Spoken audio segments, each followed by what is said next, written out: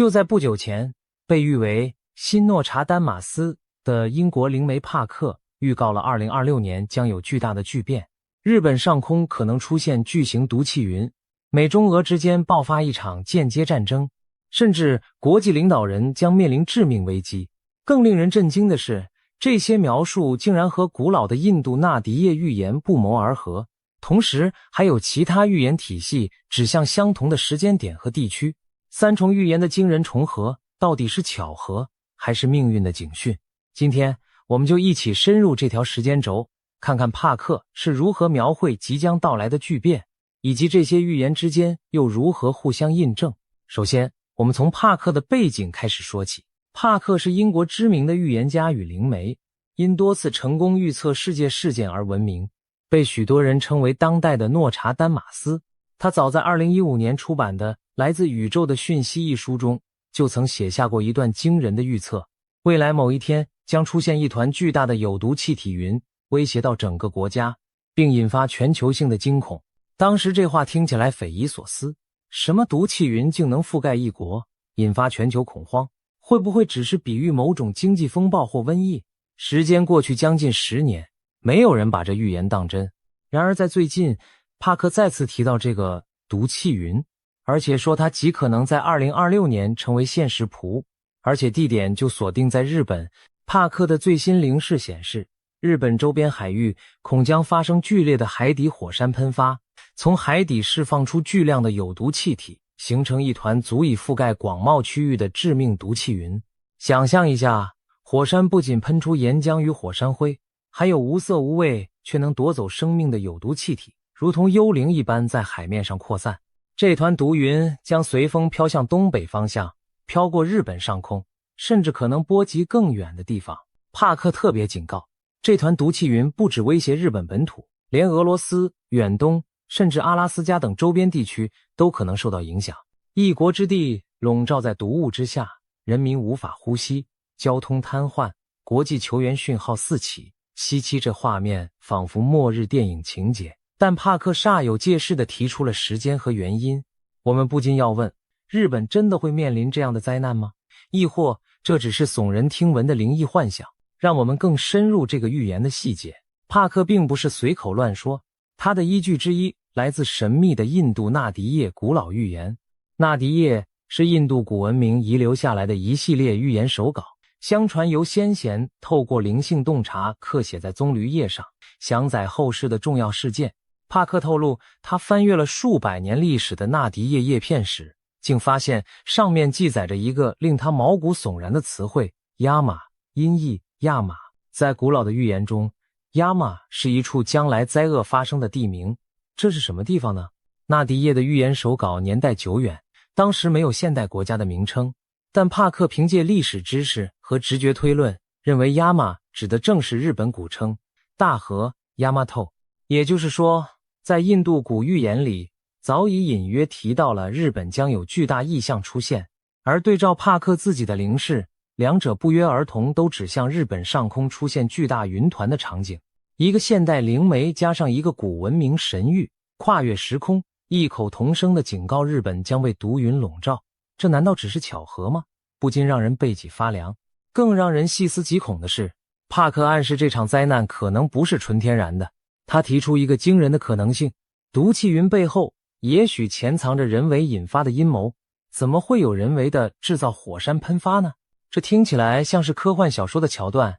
然而帕克提醒，我们正处于一个新型战争时代，大国角力不一定用传统的导弹和枪炮，也可能透过操纵自然来达成军事目的。换句话说，一场海底火山爆发，如果有人能推它一把，使其提前或更猛烈的喷发，表面上看是天灾，其实是精心策划的袭击。这就是帕克所说的间接战争的开端，以看似自然的方式对敌国造成毁灭性打击，却不留下开战的罪证。想象那画面，某个清晨，日本人惊恐地发现天空飘来一片诡异云层，没有火光，没有爆炸声，却带来致命毒气。一时间人心大乱，政府紧急疏散，经济活动停摆，全世界屏息关注，而幕后黑手则冷眼旁观这场天谴，丝毫不用负任何国际条约责任。这是一种比核弹还可怕的攻击方式。过去人们传说过气象武器、地震武器，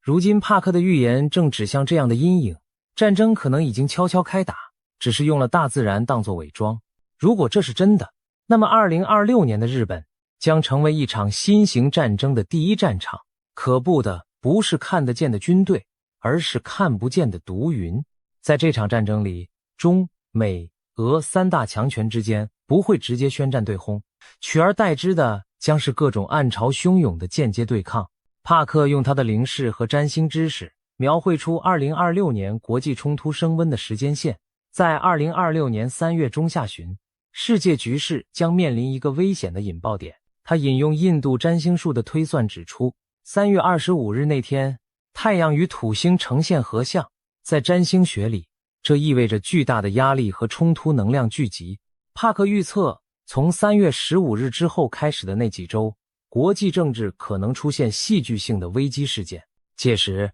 某些大帝国的领导人可能会公开威胁，甚至拘禁较小国家的领袖。局势紧张到极点，甚至传出领袖遇刺的惊人消息。这听起来匪夷所思，但帕克提醒，我们已经隐约看到了这种苗头。例如，近年来国际上政变与暗杀的传言不绝于耳，几个大国在地缘冲突中扶植代理人，策动飓风般的政治风暴。在帕克眼中，2026年可能出现一次真刀真枪的高层斩首行动，不是全面开战，而是对个别领袖的精准打击。他甚至点出，中东某个集权国家的最高领导人可能会在这段时间遭到秘密的清除。这个暗示很容易让人联想到伊朗。伊朗的宗教领袖与政权稳坐多年，但近年来民间反抗声浪渐起。如果外部势力伺机而动，不排除真的对伊朗领导层下手。帕克特别强调，他先前对伊朗爆发革命、委内瑞拉政局巨变的预言正在逐一应验，所以对这类事件他有十足的信心。也就是说，在明年春天，我们要留意某个政权的首脑突遭不测的新闻，这可能就是世界引战升温的信号。那么3月危机之后，世界会爆发第3次世界大战吗？帕克的看法是，冲突会升级，但形势将是间接战争，也就是不宣而战，避开全面核冲突，而以局部代理人战争或隐秘袭击的方式进行。帕克指出，其实美国、俄罗斯与中国三方的对峙早就在地平线下酝酿了。他预见中国和俄罗斯将在暗中结成更紧密的军事同盟，联手对抗美国的影响力。这并非空穴来风，现实中近年来中俄走近、联合军演、能源同盟等等迹象显而易见。而帕克预言，在2026年，这种新冷战阵营会变得更加明朗，甚至正式化。美中俄之间不太可能直接宣战开打，但会透过各种代理冲突来较量，比如在第三国战场上一较高下，或是在经济、科技领域互相出招，甚至像前面提到的那样，利用天灾人祸达成战略目的。因此，我们也许不会在新闻上看到某月某日三国正式宣战的头条，但会看到此起彼伏的区域战火和离奇事故。这就是帕克描绘的间接战争图景。表面上世界各强国还维持着脆弱的和平关系，背地里早已刀光剑影，你暗算我，我反击你，只是都披着别的外衣。帕克进一步为我们标示了2026年最危险的一段时期。他提醒到，从4月中到11月中是全球动荡与天灾高发的极度危险周期。这段长达半年的时间里，世界仿佛进入多事之秋，各种动荡事件可能交织出现。我们可以推测，既然帕克说3月有政治冲突引爆点，4月至11月或许就是冲突发展和扩散的阶段。同时自然界也不安宁。特别值得注意的是，8月12日这天，帕克点名这一天是非常凶险的出发点。为什么是8月12日？原来那天恰逢农历新月，而根据占星计算，木星、太阳和月亮将齐聚在巨蟹座，三大天体汇合在代表水与家的巨蟹座，再结合新月引动潮汐与地壳的引力效应，帕克认为这种天象可能对地球产生重大影响。他形容8月12日前后是一个必须高度警惕的时间窗，极端的自然事件可能就在那时候发生。我们不妨联想，会不会就在那个夏末时节，日本海底火山突然剧烈喷发，毒气云随风浮现，或者是哪里出现大地震、大海啸，甚至是一场新的疫情卷土重来。虽然具体细节未知，但帕克的语气让人心头一紧，仿佛2026年盛夏将上演一场天摇地动的大戏。谈到这里，我们已经看见帕克预言的两大主线，其一是政治、暗战与刺杀阴云，其二是自然灾害连环爆发。更令人不安的是，帕克在预言中暗示，这两条主线可能并非独立平行的，而是交织在一起。也就是说，人祸与天灾或许相互交融，让局势更加扑朔迷离。我们之前提到毒气云可能是人为引发的灾害，这正是一个例子，天灾成为了战争武器。帕克还举了一个值得深思的例子，如果中国和俄罗斯结盟对抗美国，他们未必直接与美军开战，但可以在其他战场上牵制美国。同理，他们也可能针对美国的盟友下手。日本作为美国在亚洲最重要的盟国之一，如果遭遇毁灭性灾害，美国将腹背受敌，手忙脚乱。这样的间接打击战略价值极高，而成本低廉，难怪帕克会特别提醒日本的灾难可能是战争的一部分。换言之，2026年的自然巨变也许正是某场隐秘战役的兵器与硝烟。那么除了日本之外，帕克还预言了另一场重大灾难，南印度的超大海啸。他在灵视中看见，在2026年接近年底的时候，大约10月或11月，印度南部的沿海地区将遭遇一场毁灭性的海啸袭击，那将是巨大能量释放的结果，可能源自一次强震或海底板块剧烈移动。这项预警同样并非空穴来风，帕克透露，这个讯息其实是透过纳迪叶传达给他的。根据帕克的说法，印度教神奇湿婆 Shiva 在纳迪叶预言中提及了南印度的大水灾。湿婆是毁灭与重生之神，如果他透过叶片向后世示警，想必意味着一场惊天动地的灾难，同时也隐含之后重建的新生。纳迪叶的守护神与帕克的灵视再次对上号。南印度的确长久以来被认为有发生巨震海啸的风险，历史上比如1881年马德拉斯的巨震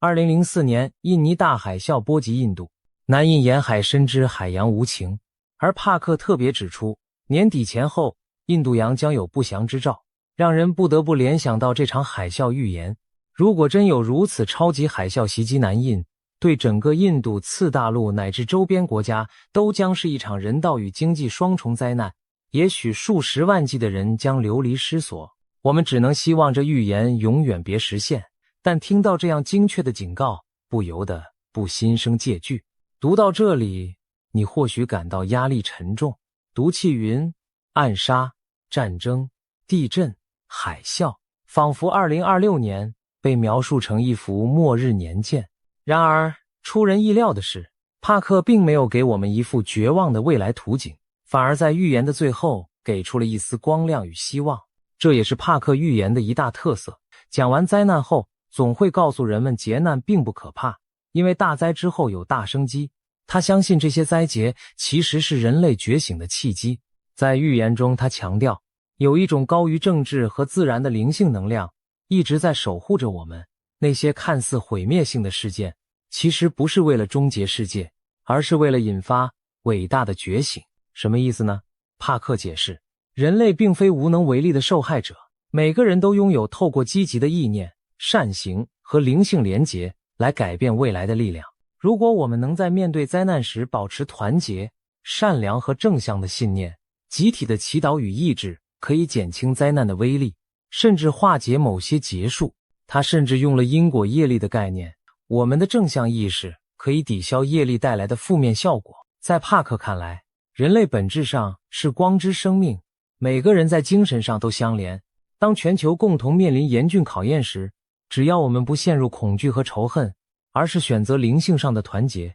那将成为改变周遭事件的最强大力量，胜过任何武器或阴谋。这番话听起来很玄，但也给绝望中的人带来一丝安慰。毕竟预言的意义不正是未卜先知，以便让人们防范于未然吗？如果灾难注定降临，我们至少可以提前准备，心存善念，把伤害减到最低。而如果灾难是上天给人类的考卷，我们用爱与团结去作答，或许就能改写结局。帕克相信未来并非钢铁铸成，一成不变，而是可以被我们集体的自由意志所影响。换句话说，预言显现的可能性越可怕，我们越应该以积极正面的行动来对抗它。就像黑夜越深，星光才越显得耀眼。这番黑暗中的希望论调，让人想到许多宗教和精神领袖传递的信息：危机即转机，破坏预示着重生。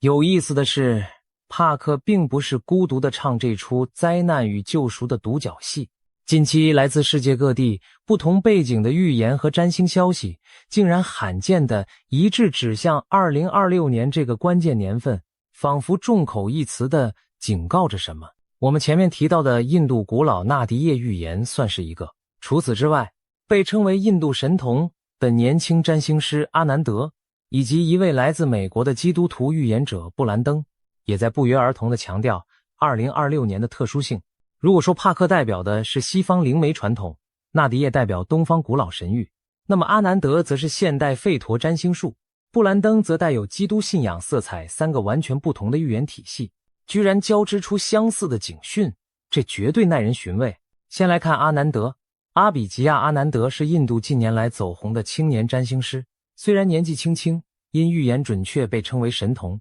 却多次预测国际大事，有惊人命中率。近期他在 YouTube 上发布了对2026年的最新预言，明确指出2026年将是全球400年一遇的重要转捩点。这可不是小事件的级别，而是几个世纪才出现一次的大变局。他特别点明了4个高风险地区：中国、日本、北韩和菲律宾，也就是说，亚洲东部是风暴眼所在。阿南德警告，2026年里的4月、7月和11月是3个需要特别警惕的关键时段，在这些月份里可能发生牵动国际局势的重大事件。他进一步解释，要留意中国西北与东北地区的动荡，这暗示新疆或东北亚局势、菲律宾的地缘安全以及朝鲜半岛可能出现的巨变。如果北韩有什么关键变化，例如政权更替或挑衅行动，那影响恐怕不只局限在朝鲜半岛，而会波及整个亚太，甚至全球安全架构。听到这里，你是否发现阿南德和帕克的预警有许多共鸣之处？帕克说中国会和俄罗斯结盟对抗美国，阿南德也点出中国和北韩这些亚洲共产国家在关键名单里。帕克说日本有大劫难，阿南德也直指日本是高风险国。帕克提到3月下旬触发冲突，阿南德则将重点放在4月、7月、11月，时间略有差异，但都认为上半年开始乱，全年都有大波折。在地点上更是惊人的重叠，东亚，尤其中国势力范围相关的地区，都被这两人高亮标注。两人方式不同，一个灵视，一个占星，却画出了相似的战力图景，令人不得不陷入沉思。难道2026年真有某种东方危机在酝酿？再看看美国的布兰登·比格斯是一名具有基督徒背景的预言家，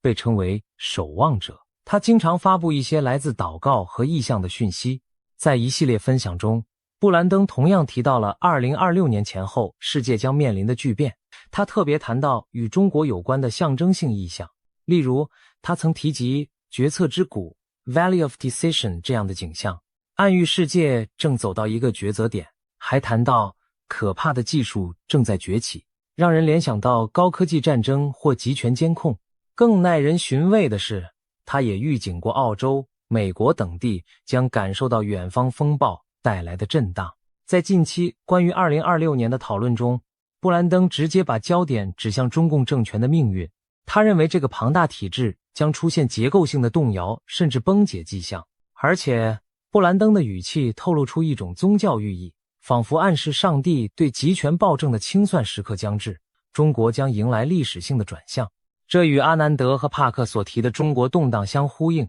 只是角度一个从灵性审判出发，一个从星象风险出发，一个从地缘博弈出发，殊途同归，都把2026年描述为中共体制和整个亚洲秩序的关键年份。当三重预言出现如此罕见的重合，我们不得不细思其中蕴含的信息。3个不同文化、不同信仰背景的人，宛如盲人摸象般，从各自角度触及了同一头大象。那头潜伏在未来的危机巨兽，这是纯然的巧合，还是冥冥中有股力量在通过不同的渠道向人类敲警钟？理性或许告诉我们别太迷信，可连科学家都说，1次是偶然，2次是巧合，3次就是必然。当帕克、纳迪叶、阿南德、布兰登不约而同把目光投向2026，投向亚洲，我们真的能置若罔闻，当作笑谈吗？或许上天在不同的语言中重复着同一个讯息，只等待有缘人去倾听。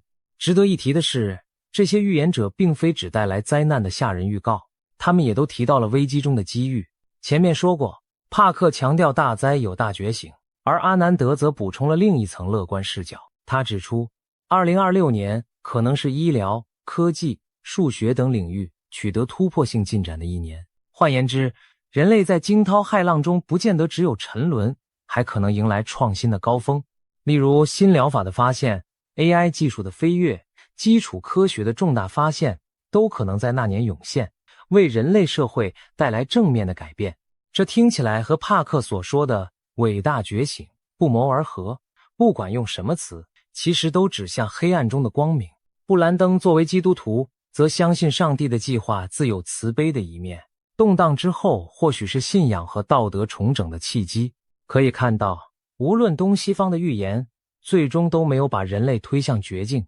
而是给出了一条自救或被救的曙光之路。或许这正是预言存在的意义，提醒我们危机将至，但也告诉我们该如何面对，如何改变自己，去迎接新世界。说到这里，回顾我们刚刚描绘的未来图景，你是否也感受到了一种又怕又期待的矛盾心情？怕的是那些触目惊心的灾难与冲突场景，天空飘毒云，大地裂巨浪，刺客的子弹和阴谋的匕首都在暗中寒光闪闪。期待的则是人类或许能从中觉醒，科技文明再上层楼，迎来新纪元的曙光。2026年究竟是黑暗深渊还是黎明前夜，这可能取决于我们如何书写自己的集体命运。帕克等人的预言就像提前送到我们面前的一份考题，答案并非铁板钉钉，我们完全可以把预言当作警示，从现在起就加强国际合作，监控火山地质活动，预备防灾计划，甚至推动大国对话，避免冲突升级。同时，每个人也能努力提升自我的心智与灵性，用冷静理性对抗恐惧谣言，用善良团结对抗仇恨分裂。或许很多人不相信预言，他们会说，预言这种东西，信则有，不信则无。的确，历史上预言误判的例子比比皆是，我们不应该盲从迷信。然而，也有一些预言准确的令人头皮发麻，让人怀疑世间是否真有第六感或超自然信息场。帕克过去的成绩单上就有几笔漂亮的记录，他成功预见英国脱欧、公众人物离世、美国动乱等事件，他预告伊朗民众的反抗终将爆发，如今也逐步成真。因此，当他郑重其事地宣称2026有如此多劫难时，我们不能不将信将疑地提高警觉。当然，预言从来不是让人陷入宿命论的工具，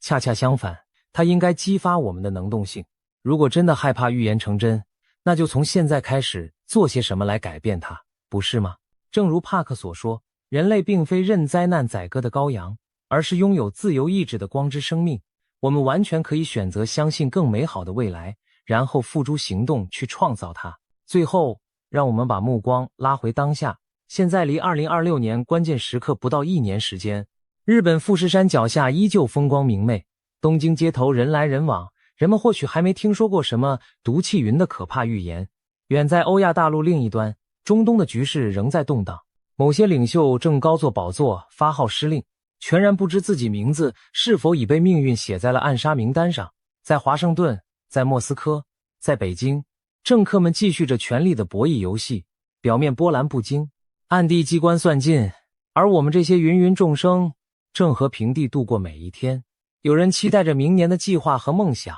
有人忙碌于眼前的柴米油盐。如果不是预言家的提醒，谁会料到云端上、星辰间似乎正酝酿着一场全球性的风暴？也许大多数人依然会选择将这些预言当成茶余饭后的谈资，一笑置之。但也许在笑过之后，我们心里会多留个念想，未来1年要不要多长个心眼儿，关注一下火山活动和极端天气预警？要不要留意国际新闻里那些不寻常的蛛丝马迹？万一真的发生什么大事，至少我们不会太惊慌失措。预言的迷人之处就在于此，它让我们对未知的未来产生想象，既有恐惧，也有希望。帕克的惊悚预言辅以纳迪叶和其他先知们的印证，构成了一幅光怪陆离的2026年图景。我们无从确知这图景是否会成为现实，但我们可以从中学到谨慎与勇气。谨慎让我们提前防备可能的风险，勇气让我们即便身处风暴，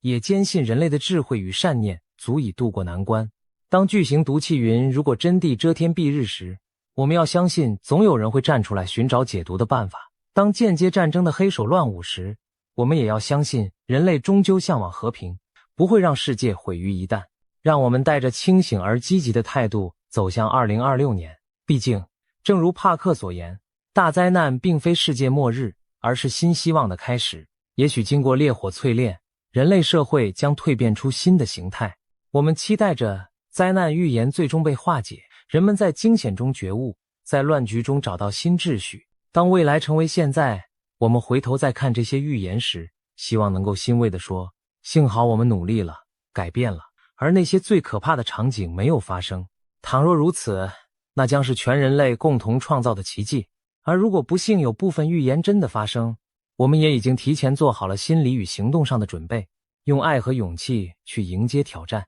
无论如何，2026年的钟声即将敲响，一场可能改写历史的剧码就要开场了。我们每个人其实都是这场剧的参与者与编剧。现在就让我们怀抱希望，又不失警觉地走进未来，用行动去书写属于我们的结局。人类的故事将如何发展，信不信由你，时间终将给出答案。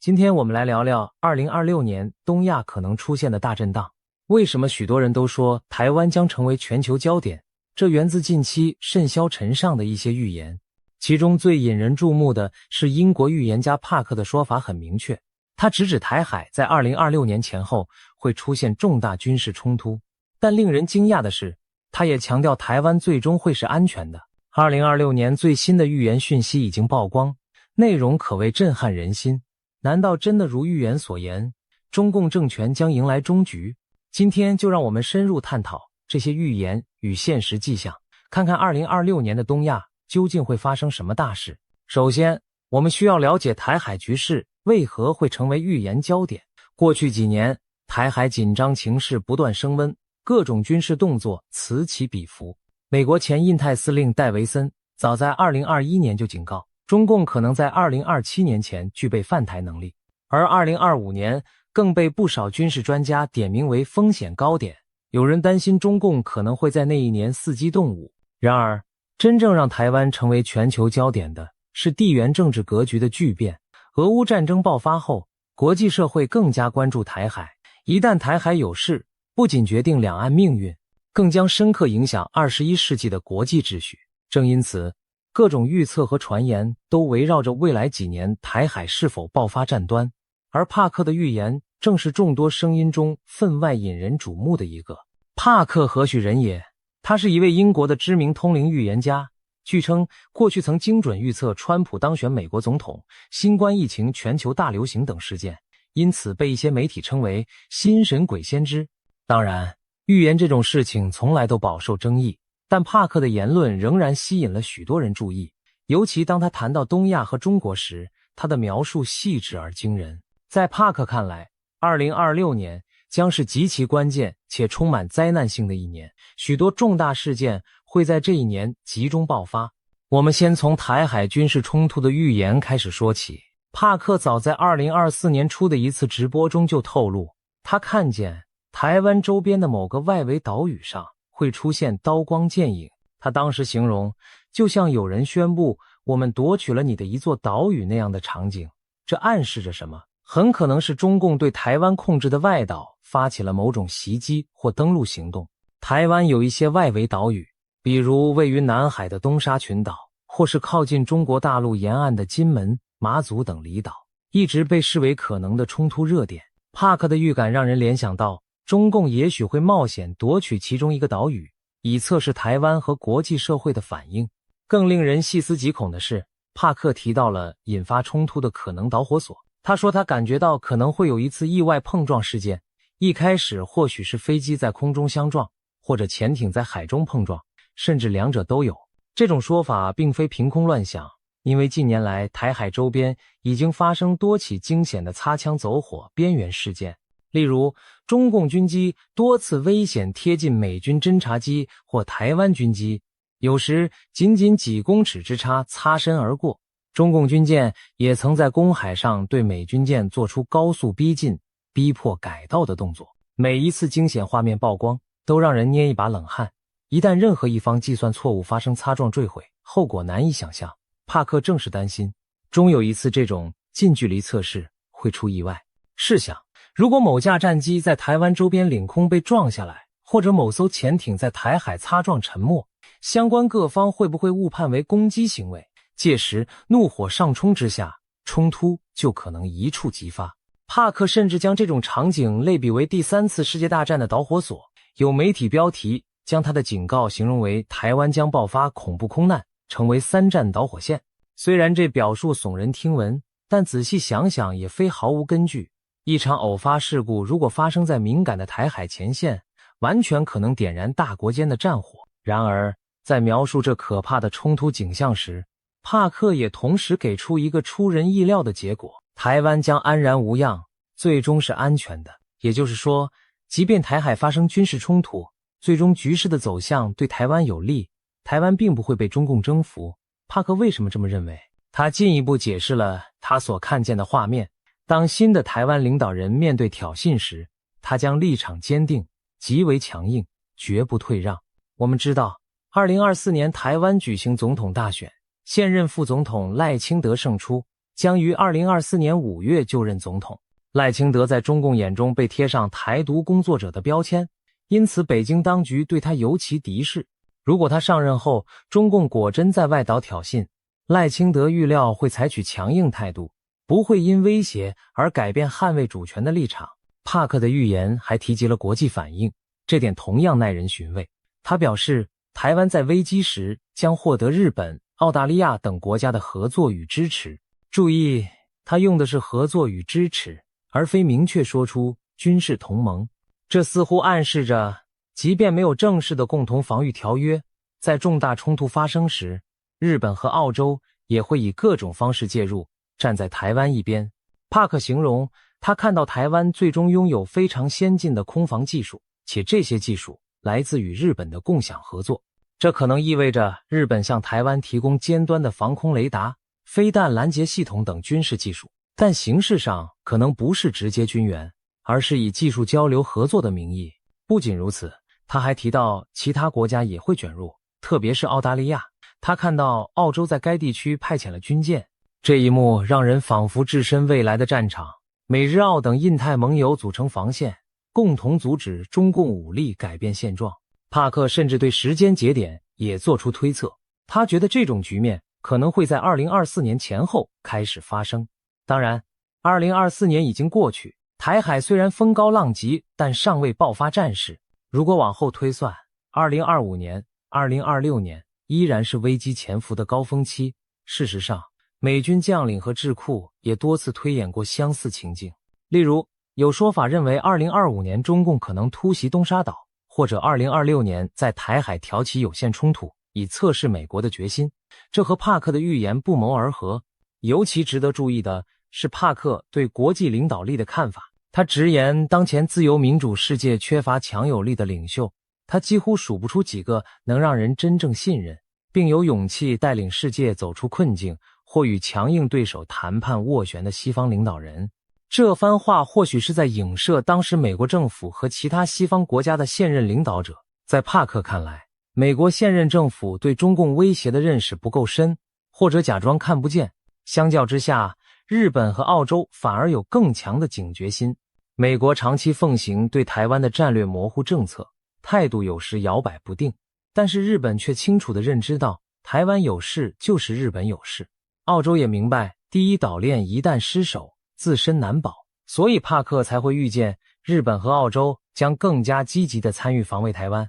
这番分析其实和现实趋势颇为契合。日本近年大幅增加国防预算，部署长程飞弹，防卫离岛，调整安保政策，为台海紧急事态做准备。澳大利亚则与美英组成 AUKUS 联盟，要取得核动力潜艇技术，并计划增购美国高超音速武器，显示出防范中共扩张的决心。澳洲战略界有人警告，战争可能在3年内到来，将当初官方预估的10年内无战事大幅提前。原因很简单，澳洲人切身感受过中共的经济胁迫与渗透，早已心生警惕。他们担心美国未必可靠，所以必须和志同道合的亚洲伙伴加强合作。帕克预言中，日本和澳洲一道出手保卫台湾的场景，正是这种国际现实心态的反应。如果台海本来只是两岸冲突，一旦演变成多国介入，那确实会上升为亚太乃至全球焦点。试想一下，若日本提供技术，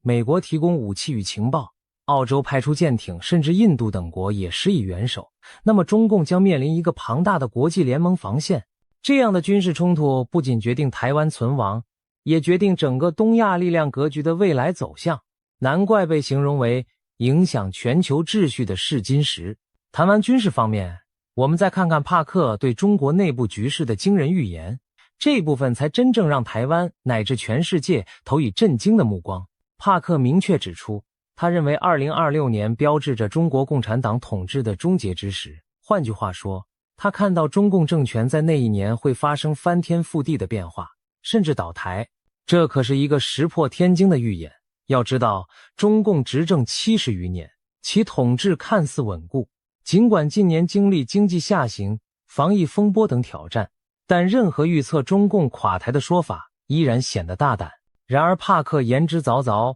并给出了他看见的多重迹象，描绘了中共可能走向末日的剧本。首先是经济问题，帕克表示，中国经济的隐患正在迅速累积，2026年恐怕会成为这些问题全面爆发、引爆危机的一年。他提到了几项关键症状，包括工人被拖欠工资，制造业和地方财政陷入困境，债券违约频传，资金冻结现象蔓延，整个金融系统开始出现裂缝，房地产市场进一步恶化，原本就摇摇欲坠的楼市泡沫终于破裂。这些听上去几乎像经济灾难片的情节，然而我们回顾现实，会发现帕克所言非虚。2023年以来，中国经济增速放缓明显，青年失业率攀升到前所未见的高位，官方甚至停止发布相关数据，以免引发恐慌。多家大型房地产开发商相继暴雷，恒大地产、碧桂园等巨头债务违约，烂尾楼问题导致许多买房者断供抗议，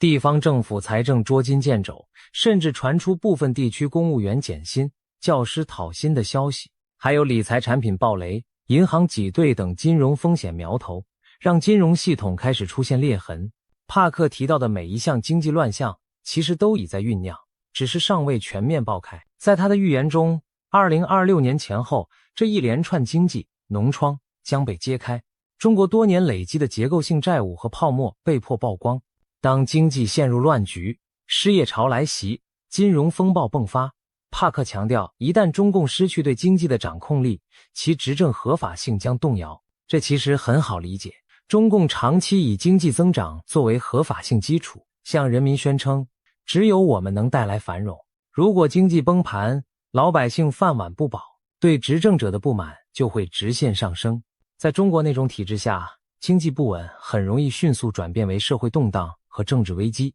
帕克紧接着预见，中共的政治环境也会在2026年发生巨变，他甚至用了翻天覆地一词，暗示变化之大超乎想象。他明确表示自己认为2026年就是中共终结之时。他具体提到了几个让人瞠目的细节。首先，中共常年在全球布局的影响力网络会在这一年陆续被曝光。帕克举例说，可能指的是英国方面近期揭露出多起中共渗透政界的丑闻。未来我们将看到更多跨国丑闻被揭露，涉及中共以金钱收买政治人物、渗透西方大学体系等等。他甚至提到西方社会中流行的某些觉醒运动，也就是所谓的政治正确议程，背后可能夹杂着来自中国与俄罗斯的资金在推波助澜，目的在于削弱西方社会的凝聚力。这些指控听起来像惊悚小说，但事实上西方情报和媒体近年也揭露了许多中共对外渗透的细节，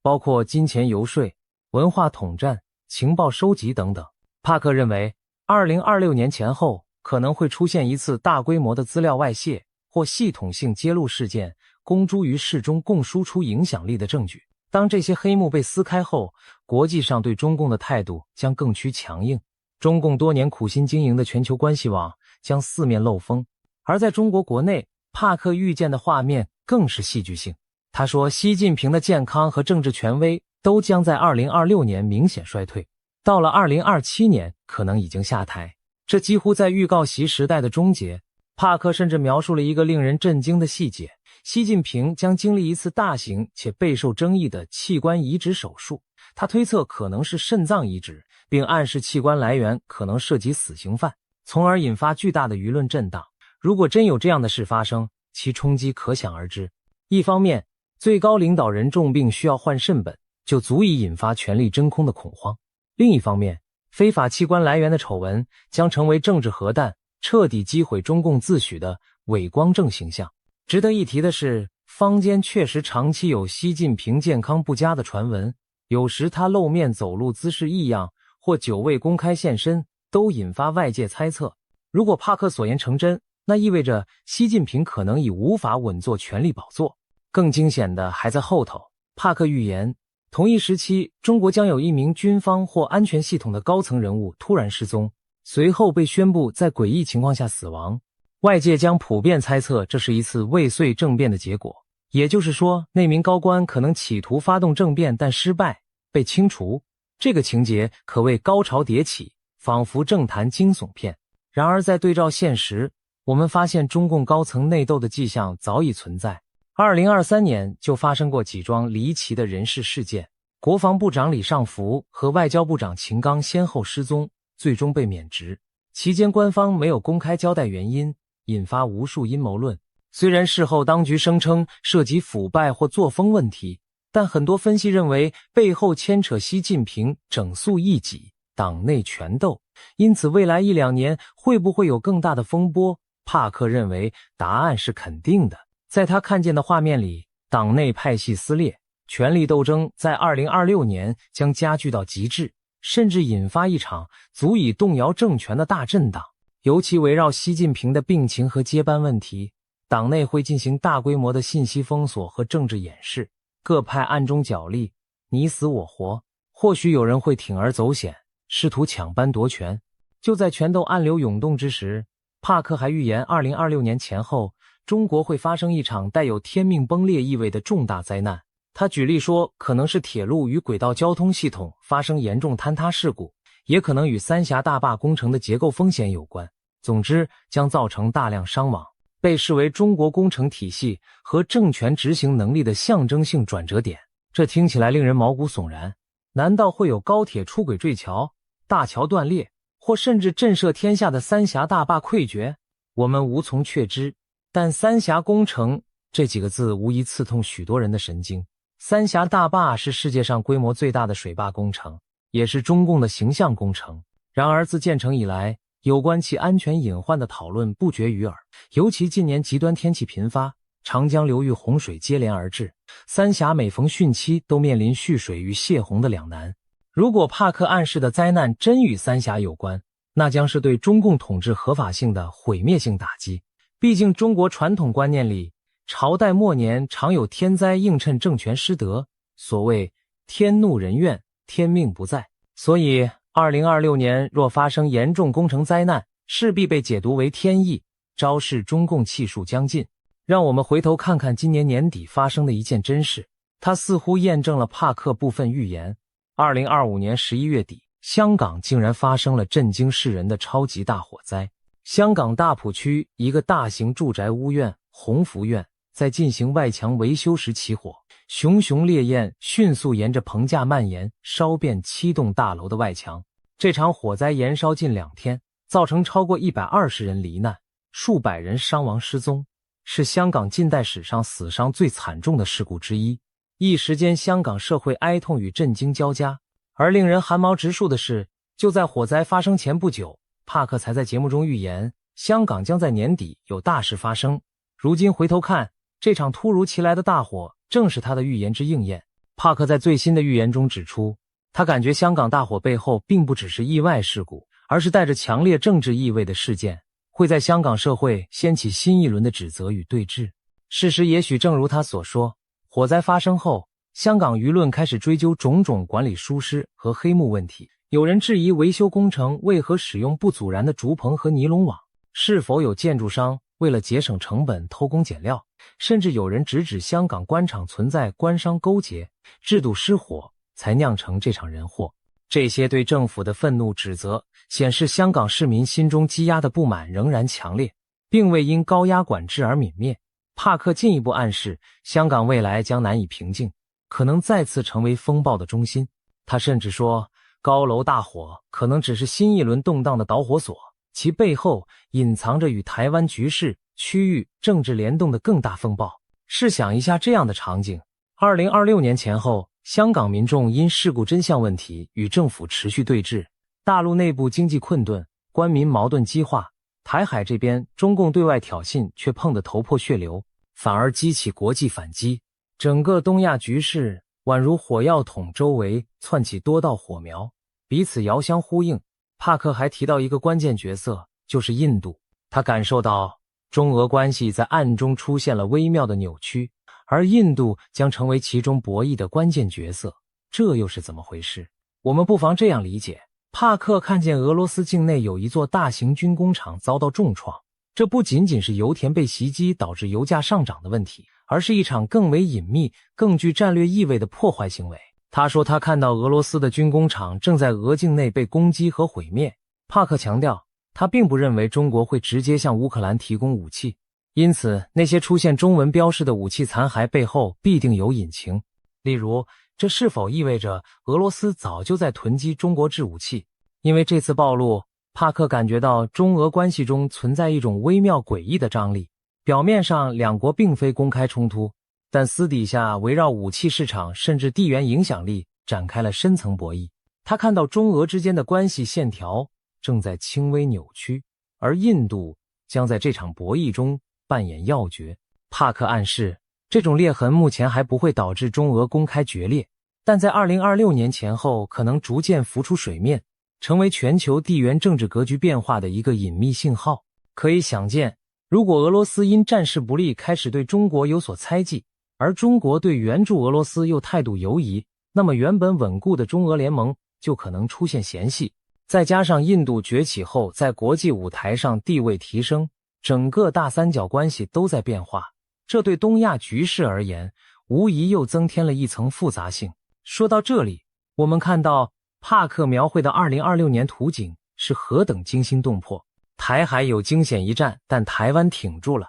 中共内外交困，经济崩盘，政权内斗，政变四起，领导人重病垂危，甚至需要换肾，社会动荡，灾难频仍。香港和国际接连出现针对中共的不利事件，全球力量对比因此改写。难怪帕克用极具灾难性的一年来形容2026年。如果他的预言成真，那对中共而言将是末日狂潮，对东亚而言将是一场地动山摇的大震荡。然而，这一切真的会发生吗？还是说只是巧合与巧妙的推演？在怀疑之前，我们或许该注意到，除了帕克，许多古今中外的预言和迹象也在指向这个年份，仿佛冥冥之中有某种安排。其实早在社群媒体上就流传着奇人王恩庆的传说。这位中国大陆的命理奇人据称曾被京城权贵奉为国师级的人物。他生前对中共的未来做出过一个惊人预言，声称中共红潮的气数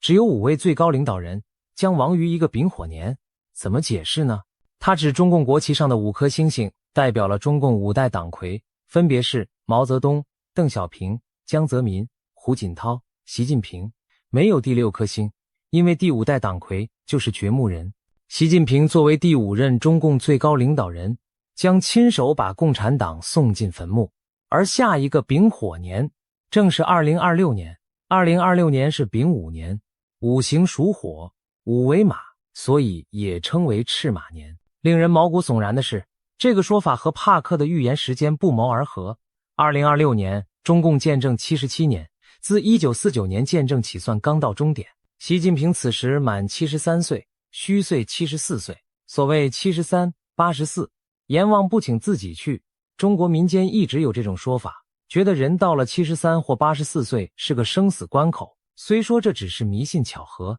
但正如俗语所说，人算不如天算。更有趣的是，还有不少流传在民间的隐晦预言同样指向2026年前后，好似众星拱月般交汇于此。一部在民间秘传的奇书《铁板图》，最后一幅画面就耐人寻味。山谷间有4只黑鸟飞过去了，唯独第5只白色羽毛的鸟半途撞山而亡，鲜血淋漓。旁边还写着一行小字：白羽毛鸟儿撞死在山这边。许多人根据这句话解读，白羽毛的鸟指的就是繁体字习，因为习字上半部像羽毛，暗示习近平最终会折翼半山，飞不过彼岸。民间还有一句玄妙的老话：画江湖，实难逃。据说画指华国锋，因为华语画同音，江指江泽民，胡指胡锦涛，实在某些方言里读作西，实难逃就是说到了习近平这里，中共政权很难逃脱完结的命运。还曾流传过一个离奇的临终遗言故事，有位60多岁的老人，其母亲在文革前去世前经常在家念叨一些奇怪的话：猪死了要刮毛，刮了毛滑溜溜的；炖肉要加水，水开了要沸，最后要熄火。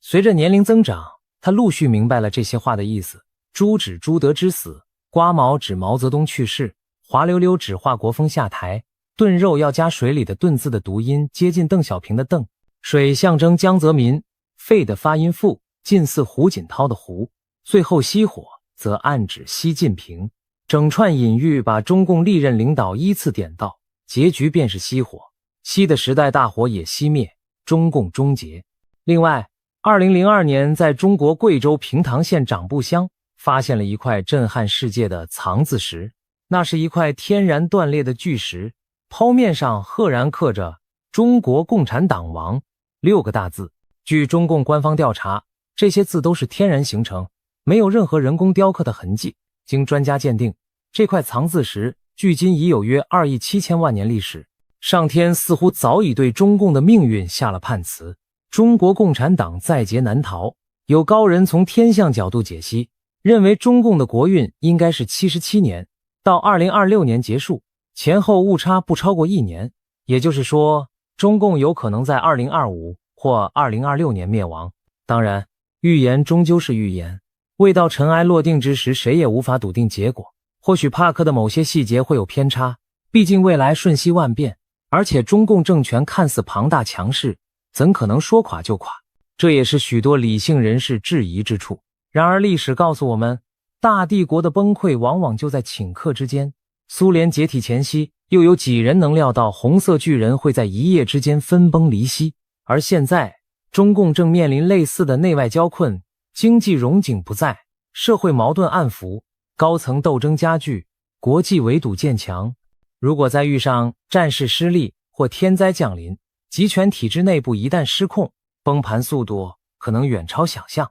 一位预言家提供的是他灵视中的图景，也许夹杂主观解读，但却给我们换了一种思考现实的角度。还有一个来自灵性领域的预言值得一提，在帕克之外，另一位名叫布兰登的预言师也谈到了中国的未来。他在节目中提到，似乎看到中国将经历一场大规模的精神复兴，宗教信仰和精神力量会从长期的压制中慢慢苏醒，由弱转强。那种罩在人们心头，不让大家有信仰，也不让大家看清真相的铁幕将被打破，人们将开始苏醒。换更直白的说法，它指的很可能是中国长期的无神论框架将被松动甚至瓦解，人心上的枷锁会被彻底解除。一对照其实不难发现，两位预言家的信息在某种程度上互相印证，大震荡之年也可能就是大复兴之年。想象一下那样的图景，2026年东亚风云突变，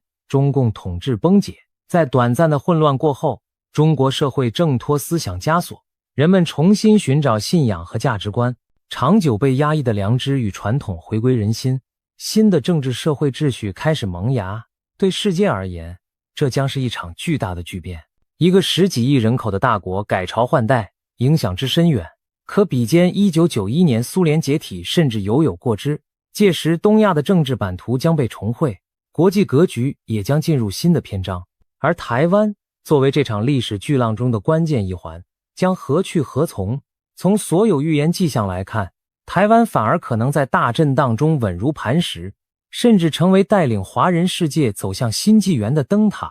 台湾多年来坚持民主与自由，经受住了外交孤立和军事威胁的考验。如果中共倒台，那些压在台湾头上的战争阴云将瞬间消散，台湾不再需要天天提心吊胆，防备飞弹与军舰的威胁。而台湾作为成功的民主范本，或许会在中国巨变后发挥更大的作用。可以想见，国际社会将更加重视台湾的战略价值，因为台湾的存在证明了华人社会完全可以在民主制度下繁荣稳定。一旦中国政权更替，台湾可能成为协助大陆重建秩序、提供经验的榜样和桥梁。当然，短期内难免有难民潮、安全外溢等挑战，但长远看，那将是两岸关系和平新生的契机。总而言之，2026年在各种预言中被赋予了浓重的一笔。东亚大震荡，台湾成全球焦点，似乎命中注定要在那一年上演。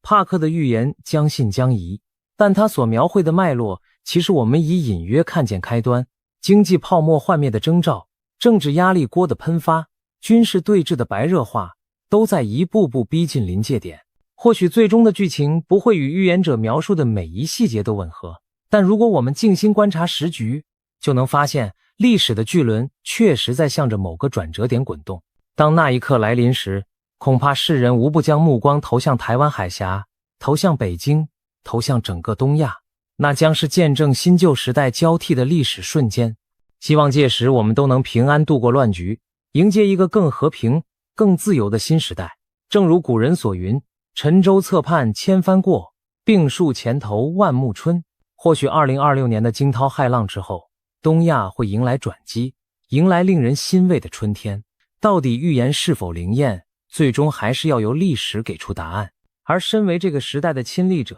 我们所能做的就是保持清醒，审慎以对，既不盲信危言，也不掉以轻心。当风暴真的来临时，唯有坚守普世价值和人性良知，才能让我们在巨变中立于不败之地。让我们拭目以待，迎接2026年可能到来的巨大考验与契机。今天我们来聊聊2026年可能发生的那些惊世预言。这些预言来自一位被誉为国际灵媒的女士，名叫朱迪，常年活跃于洛杉矶，拥有通灵和占星背景。她的直觉异常敏锐，累积了25年超自然领域的经验，许多知名人士都是她的客户。近年来，由于一系列惊人的预测成真，朱迪声名大噪。比方说，早在2022年之前，朱迪就预言了俄罗斯会发动战争，结果2022年俄军果然入侵乌克兰，验证了他的先见。朱迪还提前预见了英国女王的离世，当年9月，英女王果然驾崩。此外，他成功预测美国前总统川普将在2024年卷土重来竞选总统。随后川普的确宣布参选，他甚至指出中国最高领导人习近平会在中共20大上顺利连任，这也如期发生。随着一桩桩大事被他言中，朱迪获得了神准通灵师的美誉。如今时针指向即将到来的2026年，朱迪最新发布的一系列预言更是让人瞠目结舌。他认为2026年将是充满巨变和震荡的一年，世界格局可能出现大洗牌。在这份惊人的预言清单中，既有牵动亚太安全的台海局势走向，也有中国领导人习近平的最终命运，还出现了世界大国领袖遭遇暗杀的震撼场景，整个世界秩序可能因此重新排列组合，更有一长串自然灾难和异象将接踵而至。接下来，我们就深入探讨朱迪对2026年的这些主要预言，看看其中隐含了哪些令人不寒而栗又发人深省的讯息。首先，让我们从亚太焦点，也就是台海局势谈起。朱迪在预言中指出2026年的台湾海峡局势虽然依然紧张，却未必会爆发全面冲突。多年来，台湾海峡一直是国际间最敏感的热点之一。中共军力不断扩张，解放军的战机与军舰频繁在台海周边演习骚扰，时刻测试着台湾的防御底线。事实上，2024年底，台湾将完成新一轮总统大选，民进党候选人赖清德预期将接任总统，而朱迪也曾精准预测了这一结果。新领导人的上任对两岸关系是新的变数，北京可能试图在台湾政权交替之初透过军事高压来下马威，因此2026年初解放军的恫吓行动恐怕更为频繁。然而朱迪的预知画面显示，至少在2026年，台海不会出现大规模战争。中共将在2026年持续加强对台湾周边海空域的巡逻和军事存在，解放军的战机与舰艇甚至会更加频繁地在台湾附近演习，对台湾形成长期高压的态势。但这种咄咄逼人的武力示威最终将点到为止，并未跨越真正开战的红线，让人不禁联想到1996年的台海飞弹危机。当年解放军以飞弹试射恫吓台湾，但在美国2艘航空母舰巡弋介入后，中共适可而止。朱棣的预言似乎暗示2026年的紧张局势将重演类似剧本，中国展示武力但收敛于临界点，美国则以强硬表态维持现状。尤其在朱棣的画面中，美国的动向对局势走向举足轻重。他预见一个特殊的背景，即2026年美国将由川普重新执政，这意味着美国对中国的态度会强硬但务实。川普政府划下清晰红线，不允许北京武力侵犯台湾，甚至传出川普本人可能在2026年4月访问中国，与习近平会面，期间双方达成某种默契或协议，使得北京在川普任内不至于对台动武。朱棣认为，只要美中之间保持一定程度的沟通与交易，北京就会暂时收敛，在台湾问题上避免直接触发与美国的全面冲突。换言之，2026年的台海局势虽然持续紧绷，军事挑衅此起彼伏，但真正大战一触即发的危机将被国际力量所遏制。然而，这种不战不和的局面对台湾而言仍充满压力与挑战。朱棣提到，北京在经济和外交上也会对台湾加大打压力度，比如透过贸易制裁、阻挠台湾参与国际组织等手段来孤立台湾。不过他强调，这些手段对台湾核心产业的影响相当有限，特别是台湾最关键的晶片半导体产业，尽管面临来自大陆的掣肘，预计仍将正常运转，继续在全球科技供应链中扮演不可或缺的角色。换句话说，中国对台湾施加的经济与科技限制无法真正摧毁台湾的产业优势，台湾经济仍将保持韧性。面对高压威胁，台湾民众也展现出坚定不屈的意志。政府积极强化防务部署，争取更多先进武器，同时全社会提高警觉，频繁演练各种防空、防灾措施，以备不时之需。可以说，台湾将在风雨飘摇中锻炼出更强的生存能力，继续在夹缝中坚毅前行。值得注意的是，朱棣在预言台海局势时，还透露了一桩令人匪夷所思的神秘现象。他表示，2026年，人类可能会目睹海洋深处出现一系列诡异的绿色光体，就好似一支潜伏于深海的绿光舰队在暗潮下穿梭。这些绿光物体并非任何常规船只或自然现象，被视为某种不明物体，极可能与外星智慧的活动有关。更惊人的是，他警告这些海底的绿色光点，未来恐会对美国的国家安全构成威胁。试想，在紧张对峙的台海周边海域，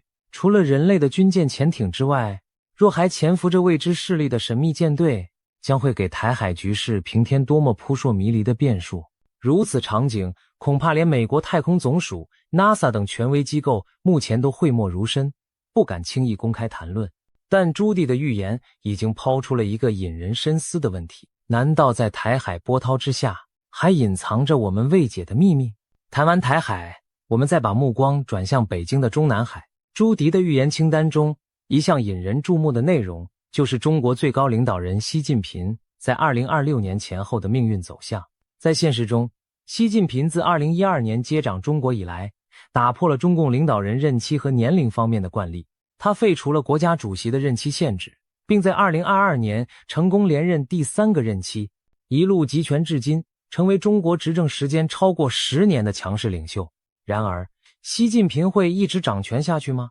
朱棣给出了他的答案。根据预言，习近平可能会在未来2年内逐步退出最高权力的位置。朱棣具体提到，中共第21次党代会将于2027年召开，届时习近平将年满74岁，已经超过党内7上8下的非正式规矩，意指中共高官年逾70岁需退位，这形成了一道隐形的年龄门槛。朱棣预见习近平和另一名中共要员蔡奇很可能会在21大之前选择退居2线或者转换职务，把权杖交给新一代领导人。也就是说，到2026年接近尾声时，习近平的政治生涯或许已进入倒计时阶段。那么谁可能接班呢？预言中浮现了一个名字，就是尹洪。尹洪现任地方大员，曾主政上海市委，被视为习近平信任的中生代之一。在朱棣的远见里，尹洪有望在未来跃升为中共最高领袖的人选之一。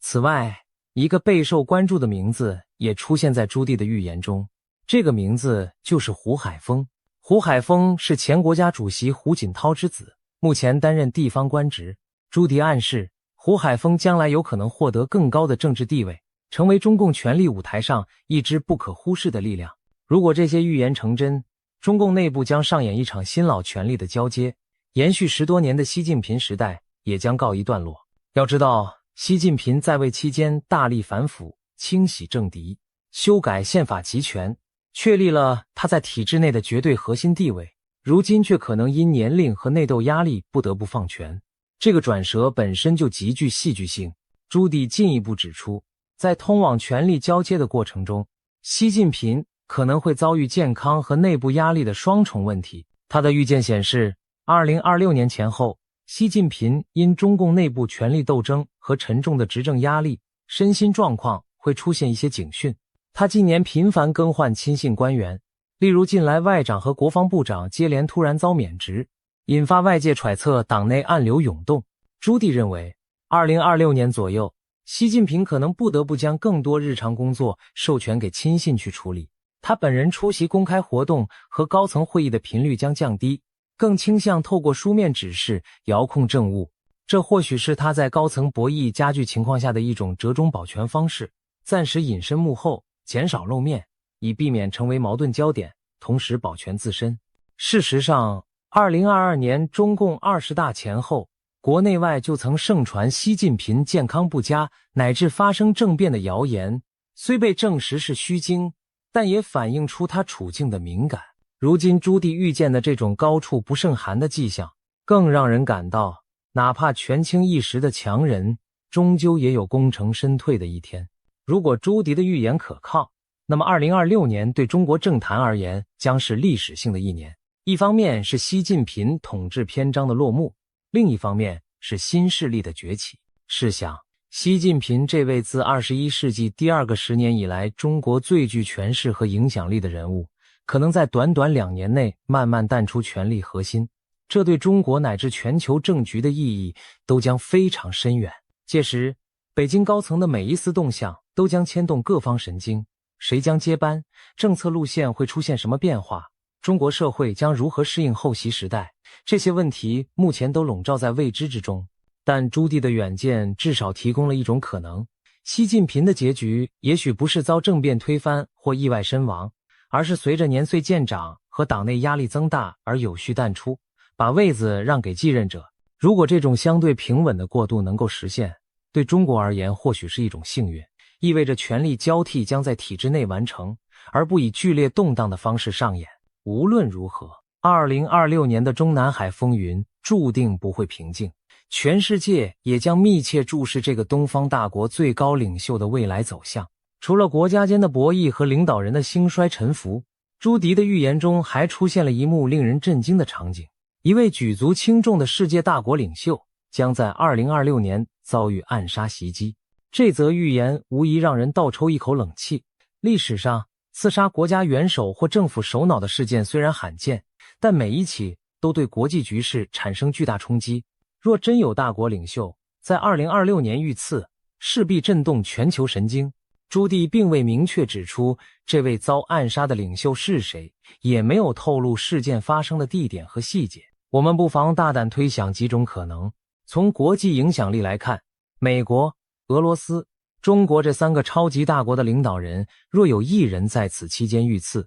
无疑称得上大领袖级别的震撼。从地缘政治的敏感度来说，俄罗斯总统或美国总统，甚至中国最高领导人，一旦遭遇此劫，都将引发不可预料的后果。例如，如果是俄罗斯总统普京遭到暗杀企图，俄罗斯国内政局可能巨变，乃至影响正在进行或刚结束的战争走向。如果是不久后上任的美国总统遇刺，美国政治体系和社会都将经历滔天巨浪，全球盟友也会陷入恐慌。至于中国领导人如果遭袭，更是几十年未见的巨变，会令世界对中国政局的稳定性产生极大疑问。当然，也不能排除其他地区的重要领袖成为目标，像某欧洲强国的总理或中东地区的君主。无论是哪种情况，朱棣的预言都提醒我们，2026年世界可能面临一起震撼性的政治事件，一个位高权重的领袖人物将命悬一线，生死未卜。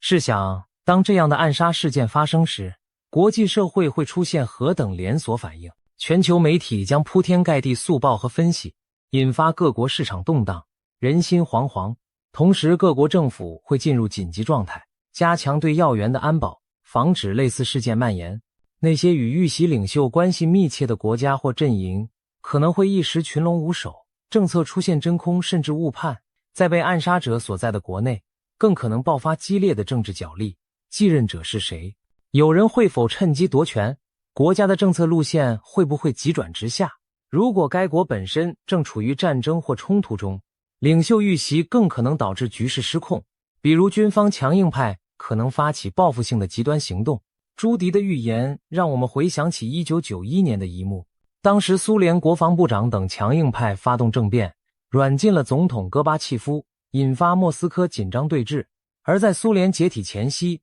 时任俄罗斯总统的叶利钦甚至担心自己会遭暗杀，以致随身携带手枪防身。这些历史片段提醒我们，当一国最高领导人面临生死危机时，往往是整个国家甚至世界局势最动荡凶险的时刻。2026年若真如朱棣所示，上演这样惊心动魄的一幕，世界将重现现代史上罕见的巨变时刻。顺便一提，近年来小国也发生过此类剧情。2021年，海地总统莫伊兹在官邸遇刺身亡，导致国家陷入长期混乱。可见，哪怕是中小国家的领导人被暗杀，都足以造成巨大动荡，更何况是超级强权的首脑。有人或许认为这预言过于惊悚，不太可能成真，但别忘了，朱棣在此前的预测中曾准确指出2025年会出现对川普总统的人身威胁，而2025年初，川普在一次竞选活动中的确曾遇到安全警报，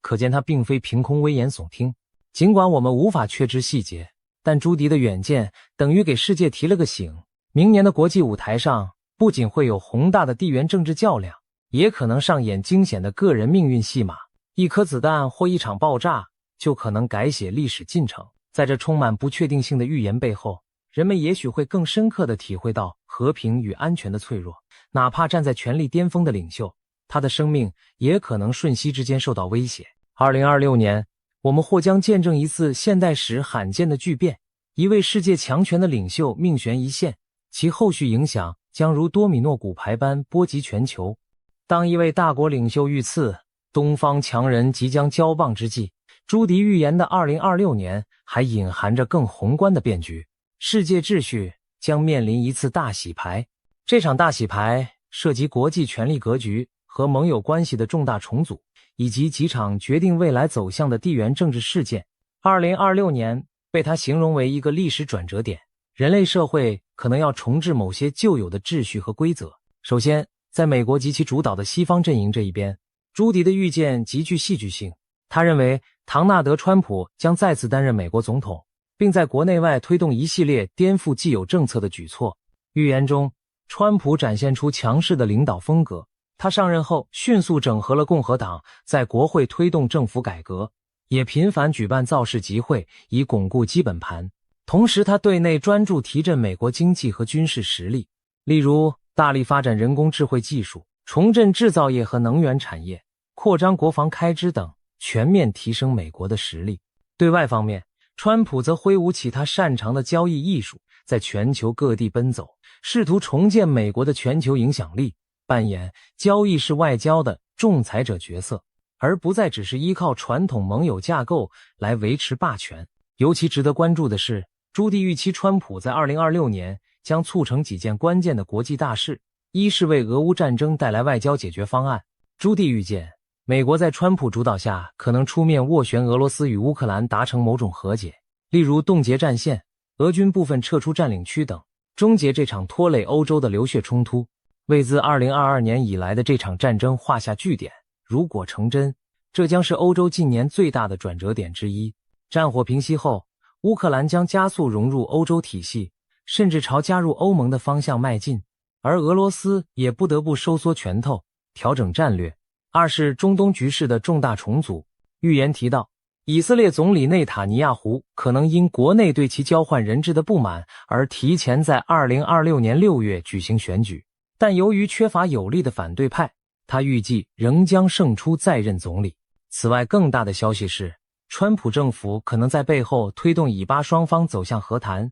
给长期动荡的加萨地带带来重建的曙光。如果巴勒斯坦自治政府领导人阿巴斯因年迈卸任，预言称其副手侯赛因·谢赫将暂代领袖，直到举行新选举，这暗示巴勒斯坦政坛也将出现权力过渡。同时，叙利亚由伊朗撑腰的阿萨德政权可能倒台，改变中东的力量版图。美国将强化与土耳其、沙乌地、阿拉伯、卡达、阿联酋等国的联系，以巩固中东的新格局。可以想见，如果美国真能主导结束一场欧洲战争并重塑中东和平，那么其全球领导地位将大为提升，世界秩序也会随之重新排列组合。其次，在欧亚其他地区，洗牌的迹象也处处浮现。东亚方面，日本可能迎来历史性变革。朱迪预言日本将出现首位女性首相高市早苗。一旦高市早苗上台，预期日本内政外交都会明显向右转，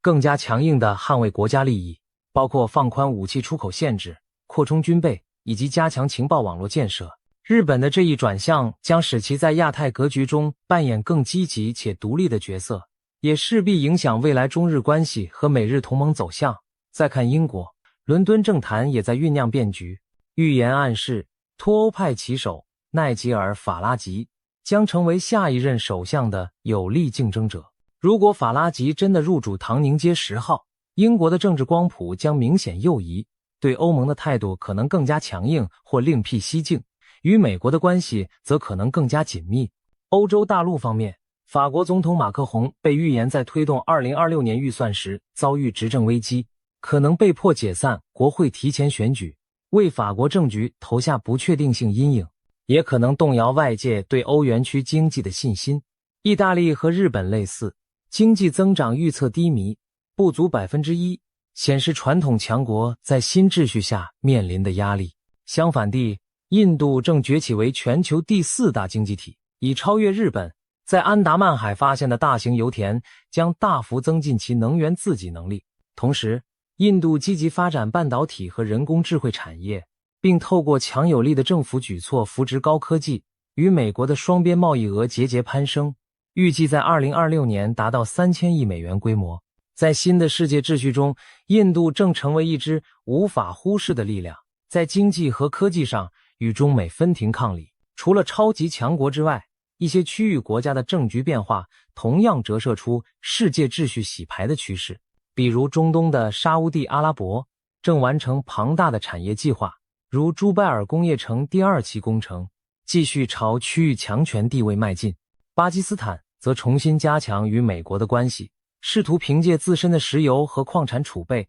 在中东扮演更重要的稳定角色。东南亚方面，泰国将推出新的永续生态旅游法规，越南也计划出台环境保护法令，以在全球价值观新潮流中站稳脚跟。新加坡将开设最大的综合门诊和科学中心，并在年末完成连接马来西亚柔佛的捷运线，继续巩固区域创新枢纽的地位。这些种种发展显示，各国都在为适应新的国际环境而调整策略。值得一提的是，朱迪的预言中有几个国家被视为2026年最安全稳定的世外桃源，包括加拿大、阿联酋、澳大利亚、荷兰、瑞士、丹麦、纽西兰以及日本。看来在风云变色的年代里，这些国家将相对保持平静与繁荣，成为动荡世界中的避风港。综合来看，朱迪描绘的2026年世界正走向一个旧平衡被打破而新平衡尚未稳固的阶段。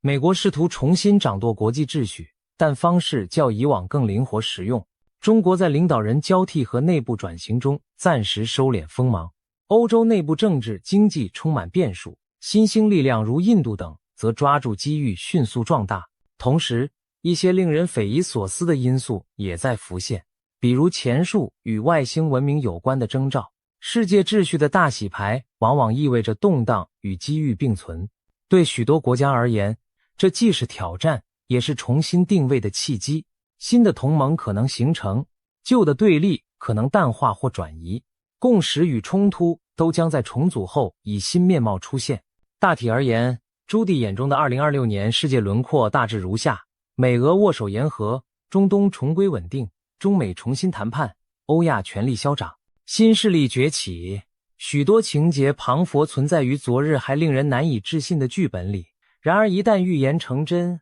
无数普通人的生活将被改写。对于身处这场巨变中的我们而言，也许要等到亲历其境，才真正理解这场秩序洗牌的意义和代价。每一代人或许都会见证一次世界的改组，而2026年或许正是我们这一代的分水岭。如果说上述政治预言已经够让人心惊，那么朱迪对2026年的灾难清单更是让人不寒而栗。他的远见中，2026年地球将遭遇一连串极端天灾与异象，考验人类社会的韧性。我们不妨按类别逐一梳理这份灾难清单。首先是来自太阳的威胁。朱迪预警2026年太阳活动将异常活跃，强烈的太阳风暴可能袭击地球，引发地磁扰动。届时，全球通讯系统会因太阳风暴而大范围故障，多个国家可能出现网络中断、卫星讯号丧失的情况，一些电力和导航系统也会受到影响，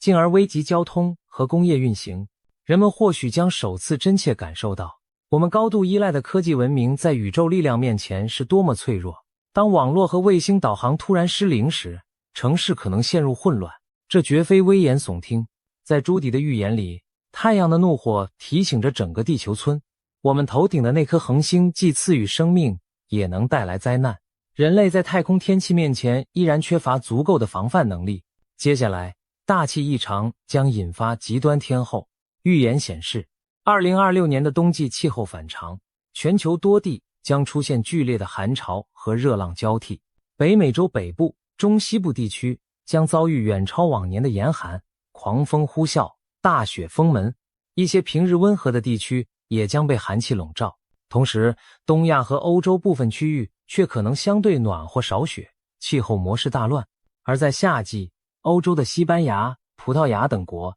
将经历破纪录的热浪炙烤，酷暑引发干旱和野火。意大利则可能持续干旱少雨，农作物欠收。全球气候磅礴，愈发两极化，异常高温和严寒在不同地区此起彼伏。气象混乱的一年将对各国的能源供应、农业生产和民生造成严峻挑战。随着大气动荡，风暴与洪水也接踵而至。朱迪的清单中明确提到，2026年将有毁灭性的热带气旋侵袭亚洲，台湾、菲律宾和中国东南沿海将遭受超强台风的正面攻击，狂风暴雨所到之处，基础设施和城镇建筑将受到严重破坏，大批居民被迫疏散。另外，菲律宾中部的坎拉翁火山预计在2026年喷发，其火山灰将飘散至泰国和中国南方部分地区，导致空气品质恶化和航班中断。东南亚多国如越南、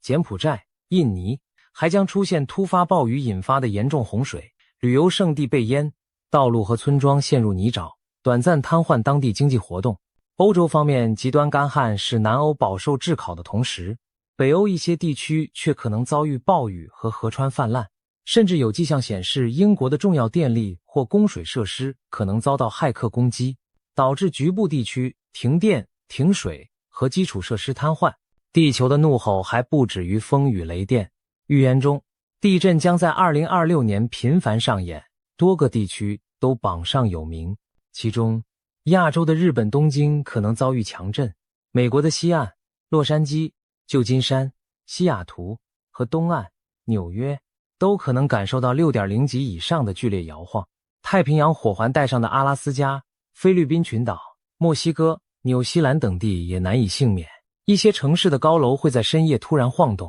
人们不得不仓皇逃到街头，部分老旧建筑物恐怕会在强震中化为瓦砾。朱棣勾勒出的画面旁佛在提示，2026年将是强震频发的一年，地壳运动仍然潜藏着未知威胁。其中若有一场强震发生在政局脆弱的缅甸，可能动摇该国本就不稳定的局势，诱发新的内乱，甚至波及邻国。朱棣还暗示，缅甸地震后，泰国与柬埔寨交界地区的紧张摩擦可能升温，可见自然灾难还可能诱发人为冲突。与此同时，非洲大地则在炙热的太阳下经受另一种灾难，那就是干旱与饥荒。预言指出，非洲南部多国，包括南非、辛巴威、赞比亚、莱索托、马拉维等，将遭遇严重干旱，河流干涸，农田龟裂，粮食产量骤减，数百万人面临粮食与饮水短缺困境。旱灾引发的饥荒和疾病可能蔓延，成为一场人道主义危机。联合国世界粮食计划署将紧急行动，协同世界银行和各国盟友，为灾区输送食品和清洁用水，以挽救无数生命。非洲的这场苦难提醒着世人，气候变迁和极端天候对欠发达地区的打击尤为沉重，也考验着人类守望相助的良知。在美洲大陆，灾害同样此起彼伏，美国沿海地区将迎来异常活跃且猛烈的飓风季。朱棣特别提到纽奥良、佛罗里达和美国东岸部分城市将遭遇超强飓风正面侵袭，狂暴的风暴潮会吞没沿海，城市街道将变成河流，电力通讯中断，大批民众被迫逃离家园。而令人意外的是，一向少受飓风影响的美国西岸加州，今年也可能经历残余飓风或热带风暴带来的强风豪雨。与此同时，加州、加拿大西部、澳洲等地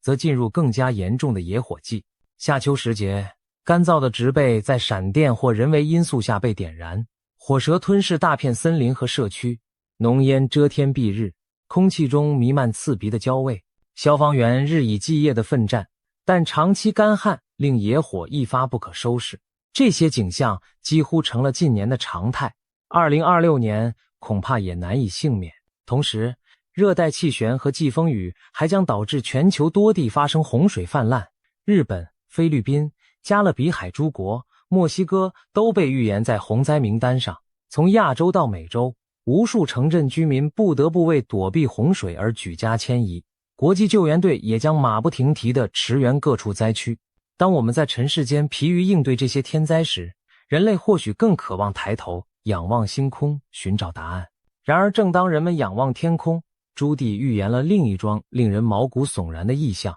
在干燥荒凉的沙漠地带，将有人声称目击到不明飞行物的出没。那些神秘的飞行器忽然现身夜空，散发奇异的光芒，在寂静的沙海上空盘旋片刻，又倏然消失无踪。有人将之解读为外星文明在观察人类庞佛科幻电影的桥段真实上演。当全世界忙于应对地缘政治和自然灾难时，外太空的未知力量似乎也在以自己的方式宣示存在。种种迹象显示，2026年注定是不平凡的一年。从太阳到地球，再到天空彼端的神秘访客，多重挑战汇聚而来，人类将在炼狱般的考验中寻求生路。朱棣列出的灾难清单让我们深刻体认到，大自然与未知力量的威力远远超出人类的掌控范围。在高楼林立、科技昌明的21世纪，人类往往自信可以驾驭环境、预测未来，但一连串的飓风、地震、火山和来自天际的风暴就足以轻易颠覆这种信念。如果2026年的景象真如预言所述，我们唯有加强全球合作，共同提升防灾减灾能力，同时对天地心存敬畏，唯有尊重大自然的规律，谦卑审慎的发展，我们才能在灾难频仍的未来求得生存与延续。回顾朱迪对2026年的整体预言，我们旁佛看到一幅充满戏剧性和矛盾交织的未来图景。国际政治上大国角力与罕见事件并存，科技进步与伦理挑战相伴，自然界中灾害频仍又奇事丛生，给人类社会带来重重考验。这些预言有的耸动惊人，有的发人深省。我们不禁要问，假如这一切真的发生，我们准备好了吗？也许有人对这些超前的预知持半信半疑态度，但历史告诉我们，许多改变世界的时刻往往在发生前都很少有人预料到。朱迪的天赋让他在混沌中瞥见未来的一角，虽然未来始终充满变数，但他的远见给我们提供了一种独特视角，把可能发生的危机与转机预先展现在我们眼前。他提出这些警示，并非让人陷入恐惧绝望，而是提醒世人保持警觉和思考。如果2026年真如朱迪所言，是一个破旧立新的历史关口，那么身处其中的我们或许也该重新审视什么才是真正重要的。当政权更迭，秩序洗牌时，我们能否从历史的兴衰中汲取教训，避免重蹈覆辙？当天灾人祸接踵而至时，我们能否团结合作，以人性的光辉战胜困难？朱迪预言中的一个细节耐人寻味，他说2026年将带有一种精神性的震动，世界各地的人们会开始反思什么才是真正重要的，古老智慧将重新回到人们的文化、政治生活中，大众重新学习如何用爱与智慧连结彼此，共度难关。也许在至暗时刻，我们反而能找回久违的同理心和精神价值，为破碎的世界带来一丝疗愈与希望。当然，预言毕竟只是预言，未来尚未发生，一切仍有转圜余地。或许正因有人提前看到了危机，我们才有机会提早防范并加以改变，让未来朝更好的方向发展。朱迪这位国际灵媒，用他震撼人心的预言为我们敲响了警钟，同时也提供了一线希望的曙光。对于即将到来的2026年，我们所能做的，也许就是怀着敬畏与勇气，脚踏实地走好每一步路。因为无论预言如何描述，真正决定未来走向的，最终还是我们人类自己。让我们怀着谨慎而积极的心态，迎接2026年的到来吧。即便前路险峻，人类文明仍在继续进步。届时，全球将共同举办史上首次由美国、加拿大和墨西哥合办的世界杯足球赛。体育盛宴或许能在动荡中凝聚人心。美国太空总署预计在该年创造历史，送首位女性航天员登上月球，重新点燃人类探索太空的热忱。科技和医疗领域也传来捷报，科学家将利用 3D 列印技术帮助瘫痪患者重新站起，人工智慧辅助诊疗让疑难杂症更快获得准确诊断。即便风雨欲来，人类并非束手无策，在许多方面我们依然勇敢前行。或许风暴无可避免，但当乱云飞渡之际，我们仍可以选择守护希望，在巨变中寻找成长，在灾难中磨砺智慧。愿朱迪的预言能为我们点亮一盏警示的明灯，使我们在面对未知未来时更懂得团结、自省与珍惜。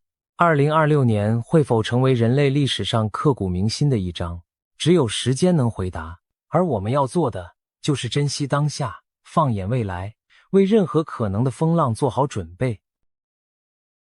今天全世界各地的神秘预言纷纷出炉，不约而同指向一件事：2026年恐怕将是动荡不安的一年。从东方到西方，无论是泰国的灵媒、印度的占星师，还是美国的通灵者，都发出了惊人的警告。未来几个月内，是否真的会有战争爆发？一场前所未见的瘟疫是否正在逼近？甚至连去年离奇身亡的明星于朦胧，似乎都透过灵界带来了某种天机。今天我们就来深入探讨这些预言背后的故事，看看2026年究竟隐藏着什么样的危机与转机。首先要讲的是泰国最近声名大噪的预言家普莱师傅。这位被称为泰国第一神婆的灵媒，在当地可是备受瞩目。为什么大家这么相信他？因为普莱的几次预言精准应验，让人不得不佩服他的天线之灵敏。地震先见，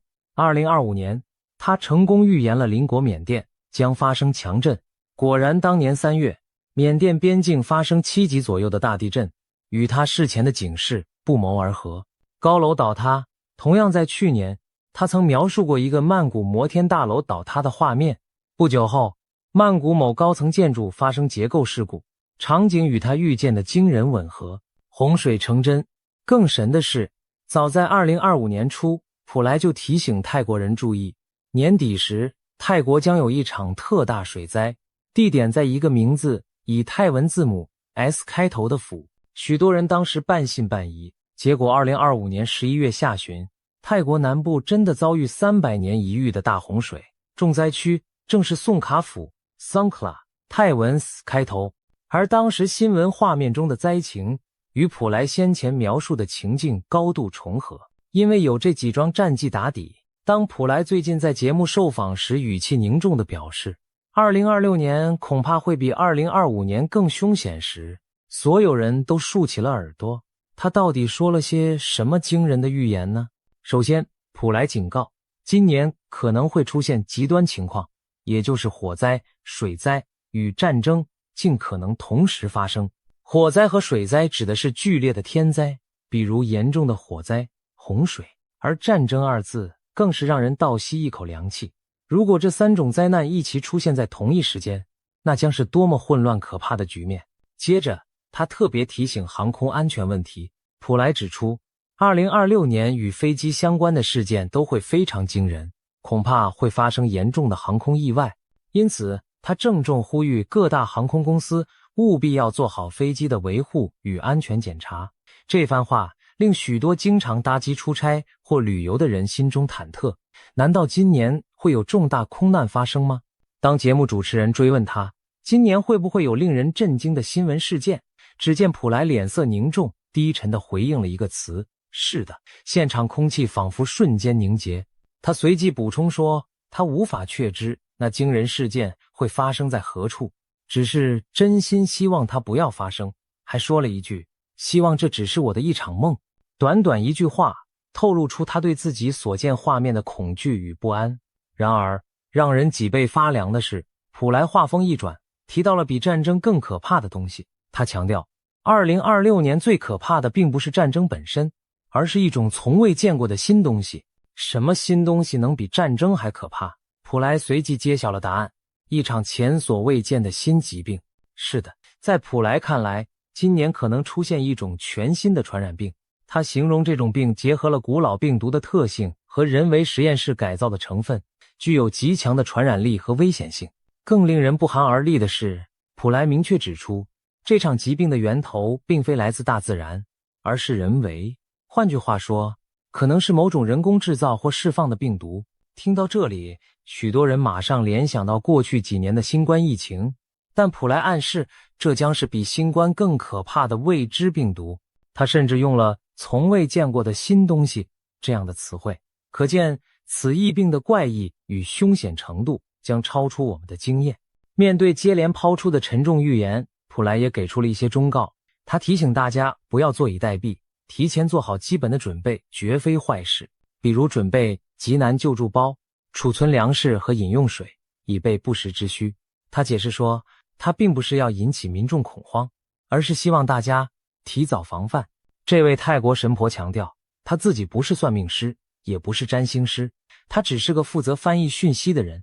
将灵界的提醒如实传达给世人。在泰国的传统文化中，有这么一种观念，当不祥之事被提前说出，引起公众警觉后，透过人为的防范与避险，事情未必会按照原本的预言发生。普莱正是抱持着这样的信念，把他从灵界接收到的警示公开，希望人们警醒，从而减轻灾难的冲击。那么，普莱提到的那些令人心惊的预言线索，能不能找出更具体的含义呢？他在受访时还抛出一个谜题，他警告今年上半年千万不要去3个地区旅游，并只给出了3个神秘线索字母 HJT， 不说地名，仅给代号，这可是吊足了大家的胃口。节目一播出，网友们立刻展开了各种猜测。H 代表哪里？有人猜可能是香港 Hong Kong， 也有人联想到夏威夷 Hawaii， 两地名称英文都以 H 开头，而且都是热门旅游地。J 代表哪里？大多数人认为应该是日本 Japan， 因为日文国名 Japan 的首字母是 J。 也有人提出可能是印尼雅加达 Jakarta 的 J。 不过日本作为亚洲最常被提及的 J 开头国家，呼声最高。 T 又是指哪里？许多人都认为 T 国很可能就是台湾 Taiwan， 毕竟在华语圈的网络讨论中，经常用 C 国代表大陆， T 国暗指台湾，以避免某些敏感词。普莱的预言面向泰国及全球华人听众，他不便明讲台湾，但用 T 来点出，很可能就是要提醒台湾。这3个地点的猜测如果正确，那就非常耐人寻味了。香港、日本、台湾全部都是东亚地区的重要地名，而普莱不建议上半年去这些地方旅游，是否意味着这些地方在上半年极可能出现危险？他没有明说，但结合他之前提到的战争、航空意外等预言，不禁让人联想，会不会正是在亚洲这一带有潜在的军事冲突或灾难风险？尤其台湾是否真的可能在近期卷入战争？其实不只是普莱，放眼全球，近期各路知名预言家都释出了对2026年的警告，而且许多内容出奇的相似，仿佛世界各地不同背景的人都看到了类似的未来图景，这难免让人心惊。难道真有大事将至？连预言者们也不约而同地感应到了。先来看看欧洲的传奇预言家盲眼龙婆巴巴万加。这位已故的保加利亚女性预言家虽然在1996年离世，但她过去留下的预言中已有许多惊人命中，包括苏联解体、911事件等，因此在国际上赫赫有名。如今每当进入新年份，她的预言总会被拿出来对照，而针对2026年，龙婆的预言内容也再次浮上台面。天灾方面，巴巴万加预见2026年会发生多起毁灭性的自然灾害。他提到可能会有龙卷风、海啸或地震等极端天气事件，而且最可怕的是，这些灾难可能同时出现，甚至产生地震加火山爆发的连锁效应。这种毁灭性组合再加上其他极端气候影响，将对全球约 8% 的地区造成严重冲击。 8% 听起来好像不多，但换算一下，地球陆地的 8% 相当于整个欧洲的面积，可见灾情范围之广。世界局势方面，龙婆预言2026年将迎来非常混乱的局面，其中最令人忧心的是，他提到第3次世界大战的可能。他预警一场涉及多个世界强权的大规模战争将于2026年爆发，战火可能蔓延至多个大陆，全球政治局势将因此严重不稳，紧张升高。换言之，他看到了世界大战级别的冲突隐患。具体地缘细节，有传言指出，巴巴万加曾说大陆将接管台湾，而俄罗斯与美国之间将出现直接对抗。这听起来是不是很耳熟？没错，这几乎就是台海冲突引发中美俄卷入的格局。如果中国大陆真的动手，武力犯台，台湾被接管，那美国势必要有所行动。俄罗斯作为中国的战略伙伴也可能掺和，一来一往，正是一幅大战爆发的场景。经济方面，龙婆还预言了新的全球经济危机。他提到2026年可能出现第3次全球性的金融危机，至少是一场重大经济衰退。这可能包括股市崩盘、恶性通货膨胀，甚至货币体系的瓦解。在战争阴影下，经济剧烈动荡并不奇怪。如果战争与经济危机双重爆发，那真是对人类承受力的巨大考验，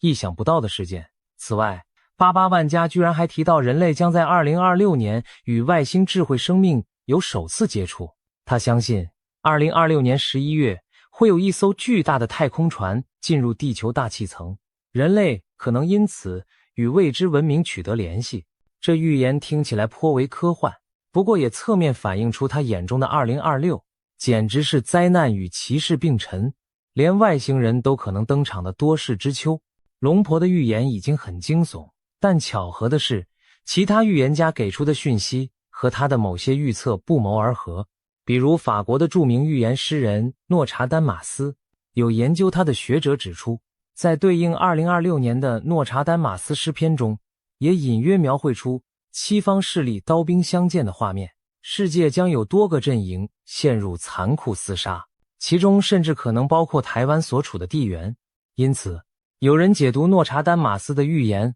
为台湾将被卷入一场致命战争多国角力。虽然这些解读带有主观成分，但和前面88万加普莱的说法竟有惊人的相似之处，都指向台海局势可能引爆国际战火。再看印度的预言，最近有印度神童之称的年轻占星师阿南德也发表了他对2026年的最新预测，引起广泛讨论。阿南德强调2026年将迎来一个400年一遇的重要转折点。他在分析中点明了4个高风险国家：中国、菲律宾、北韩和日本。这几个国家在2026年特别需要注意动荡风险。值得注意的是，这4国之中，中国、日本都与台海局势密切相关，菲律宾位处南海，北韩在东北亚，也都牵动区域安全。此外，阿南德提醒2026年有3个关键时段，4月、7月和11月可能是局势特别动荡的阶段。阿南德的预言等于给出了时间坐标：上半年末4月，下半年中7月，下半年末11月。这与普莱的提醒和其他预言家的暗示隐隐形成某种呼应。普莱说上半年要小心，阿南德特别提到4月，而稍后我们将谈到的美国预言则甚至瞄准了一个更精确的时间点。总之，在这些不同文化的预言中，2026年都被描绘成一个暗潮汹涌、危机四伏的年份。无论是天灾还是人祸，大家都在敲响警钟。聊完了东半球的预言，我们再把目光转向西方。美国这边也有一位颇具话题性的通灵预言者，他的预见更直接涉及战争与瘟疫的细节。我们说的是美国弗吉尼亚州的退休警官马蒂·布里登 Marty Breeden。 马蒂的故事很传奇，他原本是一名普通警官，据称在一次濒死经历 NDE 之后，突然开启了某种异于常人的感知能力，开始接收到未来图景。虽然很多人对此将信将疑，但马蒂过去分享的一些意象有相当程度的应验，因此他在预言圈小有名气。而这一次，马蒂所看到的未来画面更加具体惊人。他声称自己清楚地看到了瘟疫爆发的时间点，也就是说，他不仅感知到会有大规模疫情，甚至知道大概会在何时降临。这点和普莱的预言形成有趣对比。普莱知道会有 X 疾病来袭，但没透露时间，而马蒂似乎把时间给补上了。马蒂到底预见了什么时间呢？根据一些转述，他提到2026年将出现一个最危险的月份。虽然他在公开场合没有明讲是哪一月，但不少分析者推测，很可能就是今年春季某个时候。有人猜测是3月或4月左右，因为那往往是流感等疫情最容易蔓延变异的时节。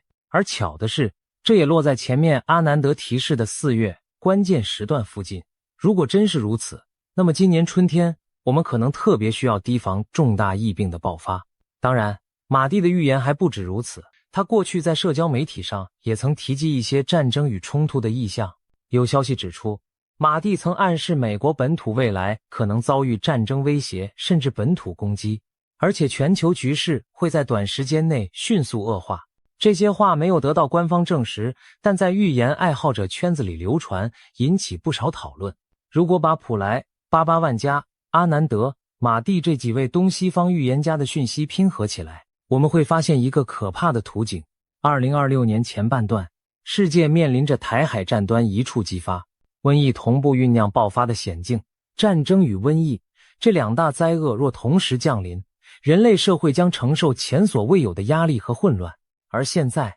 就有迹象显示，这一切并非空穴来风。最直接的迹象就来自目前的中国大陆。进入今年冬季以来，中国多地的流感疫情突然大幅升温，医院里人满为患。根据中共疾控中心自己公布的数据，今年的流感季是近4年来最严重的一次，感染率激增，而且许多患者症状来势汹汹，高烧不退，让人隐约觉得不同寻常。然而，更诡异的现象出现在去年11月底开始的夜空中。有报道指出，从11月下旬起，中国大陆足足有10多个省份的居民发现深夜时分天空中有大量无人机飞行。这些无人机通常在半夜3更出没，没有亮明标识，在城市上空反复盘旋，对着居民区喷洒某种无法确定的液体。这些场景被许多惊疑不安的民众用手机拍了下来，上传到网络上，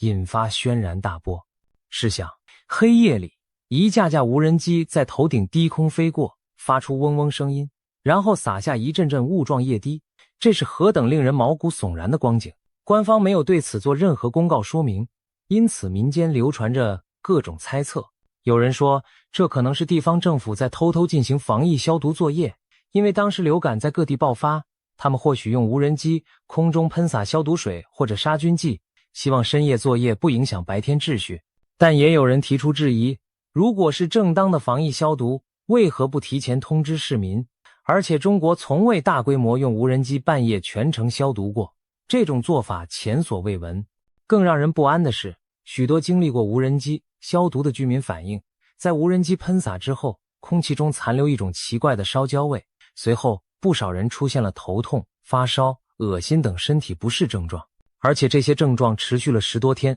仍未痊愈，比一般流感还缠人。这些反常情况让大家不得不怀疑，那些深夜无人机到底在撒什么？真的是无害的消毒药剂吗？怎么闻起来焦臭刺鼻，还让人久久生病？谣言很快四起，有网友胆战心惊地猜测，该不会是有人在偷偷投毒吧？甚至有激烈的说法认为，这会不会是某种生化武器试验，或者预先投放病毒的行动？因为无人机涉及面广，不可能是个别恶作剧，一定有统一部署。而官方对民间的种种提问与恐慌保持沉默，既不承认也不否认，这反而加深了人们心中的恐惧和猜疑。事情传得沸沸扬扬之际，连灵异圈的人士也坐不住了。去年12月11日，一位活跃的台湾灵性博主，网名昵称仙女星系的絮语，干脆动用通灵手段来探查此事的真相。他在自己的节目中冥想连结了大天使拉斐尔。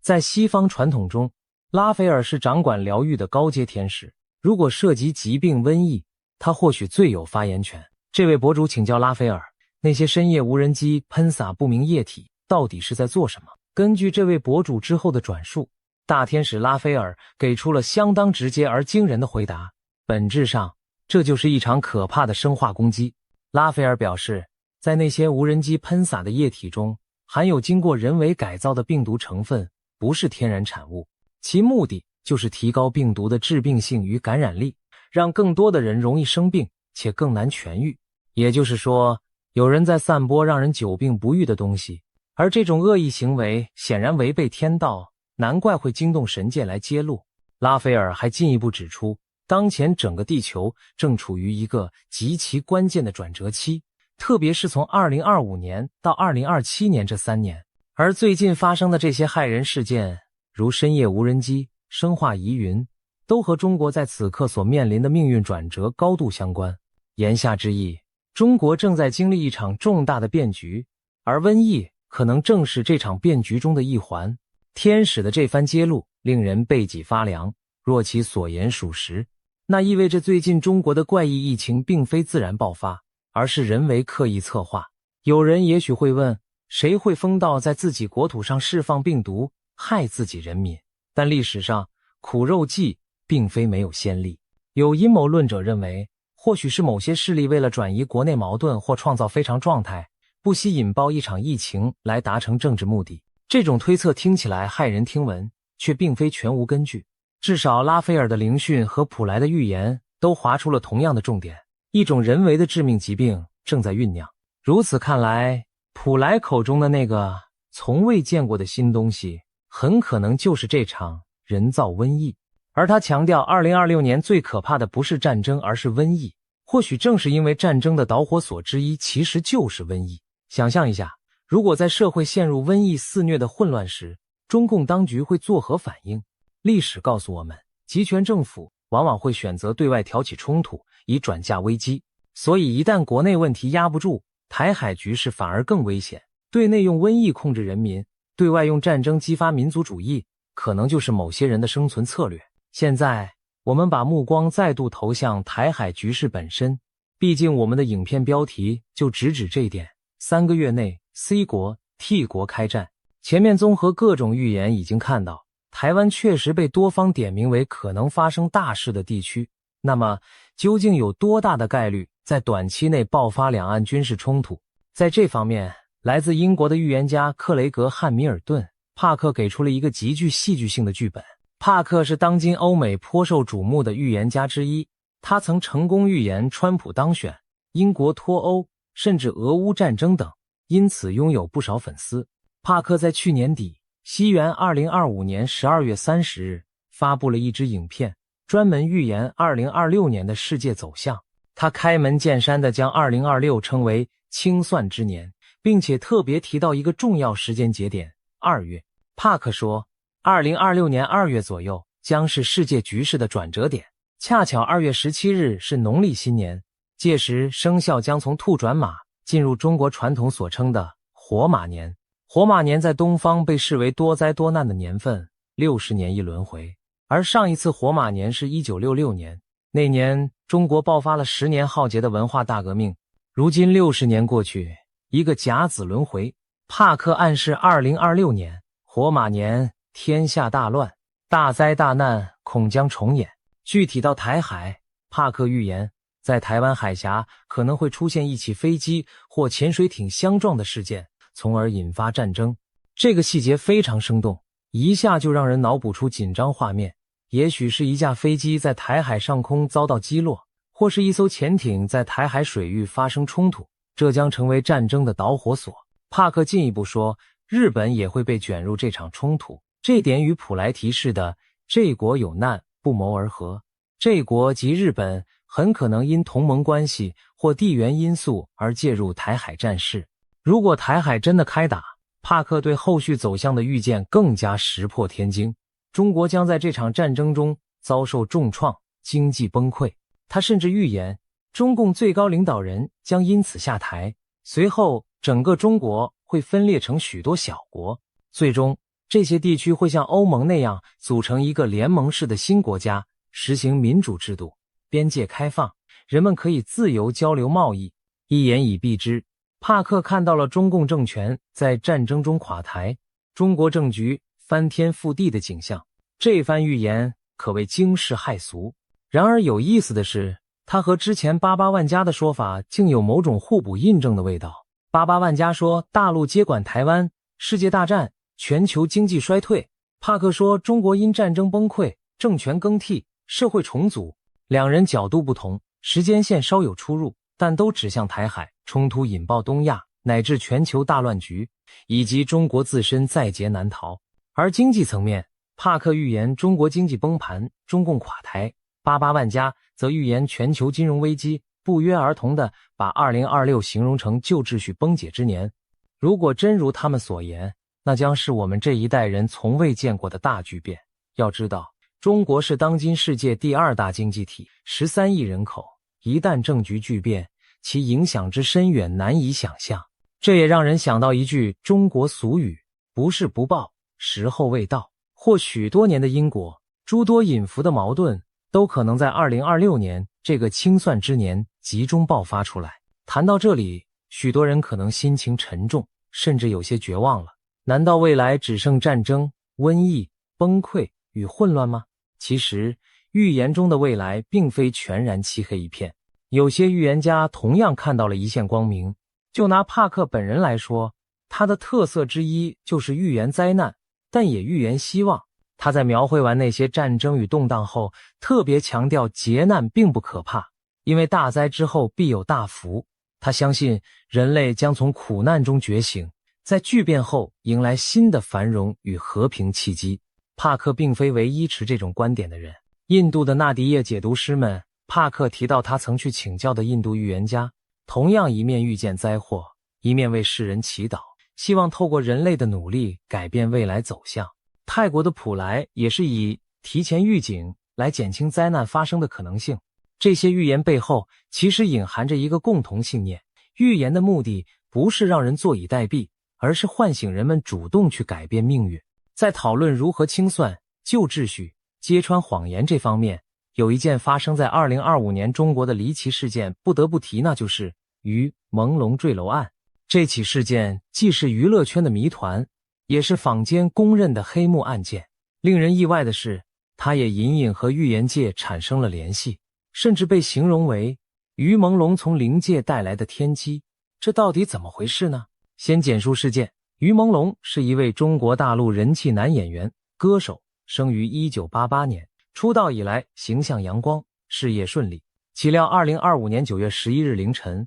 于北京出席一场私人聚会后，于朦胧被发现从所住公寓5楼坠落身亡，年仅37岁。消息一出，举国震惊。当天傍晚，他的工作室发布公告证实死讯，并恳请外界给予家人空间。官方对此事的结论是酒后失足意外坠楼。警方声称，经现场调查和尸检，初步排除他杀嫌疑。然而，这种草草定性的处理，非但没平息外界质疑，反而引发更多猜测与不满。一时间，网络上众说纷纭，许多人觉得事情没有那么简单。为何大众不相信这是单纯意外？因为疑点实在太多了。根据坊间流出的零星消息，于朦胧坠亡案牵扯出复杂的人脉与黑幕、神秘饭局与失联。传闻于朦胧在出事前几天被某大人物邀请参加了一个饭局，有人说那是个圈内权贵的私人派对。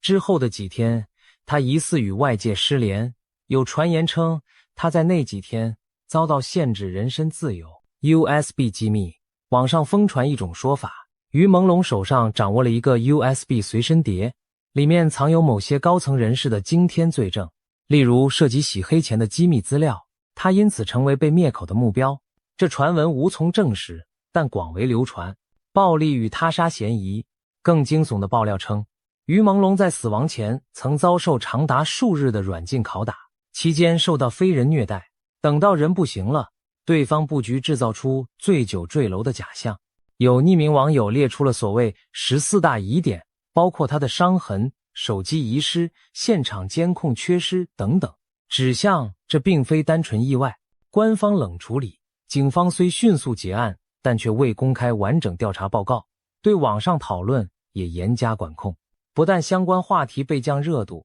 一些知情人发声后也很快晋升，让人更加怀疑是不是有高层指示压下此案。总之，于朦胧之死在中国成了一个禁忌又扑朔迷离的话题，很多普通人感到悲愤。一个年轻明星就这样不明不白走了，如果真有黑幕，难道就永远没人为他讨回公道吗？然而，正如那句话，天理昭昭，疏而不漏，不少人相信此案终有真相大白的一天。令人意想不到的是，对于朦胧案的真相，预言界也插手进来了。刚才提到的帕克在预言2026是清算之年时，有一条重点，许多谎言将被揭穿，许多真相会曝光。有预言爱好者就联想到，会不会于朦胧案就是其中一桩要被揭穿的惊天谎言。不仅如此，前面我们说到印度最神秘的预言流派纳迪叶，恰好就有纳迪叶解读师声称，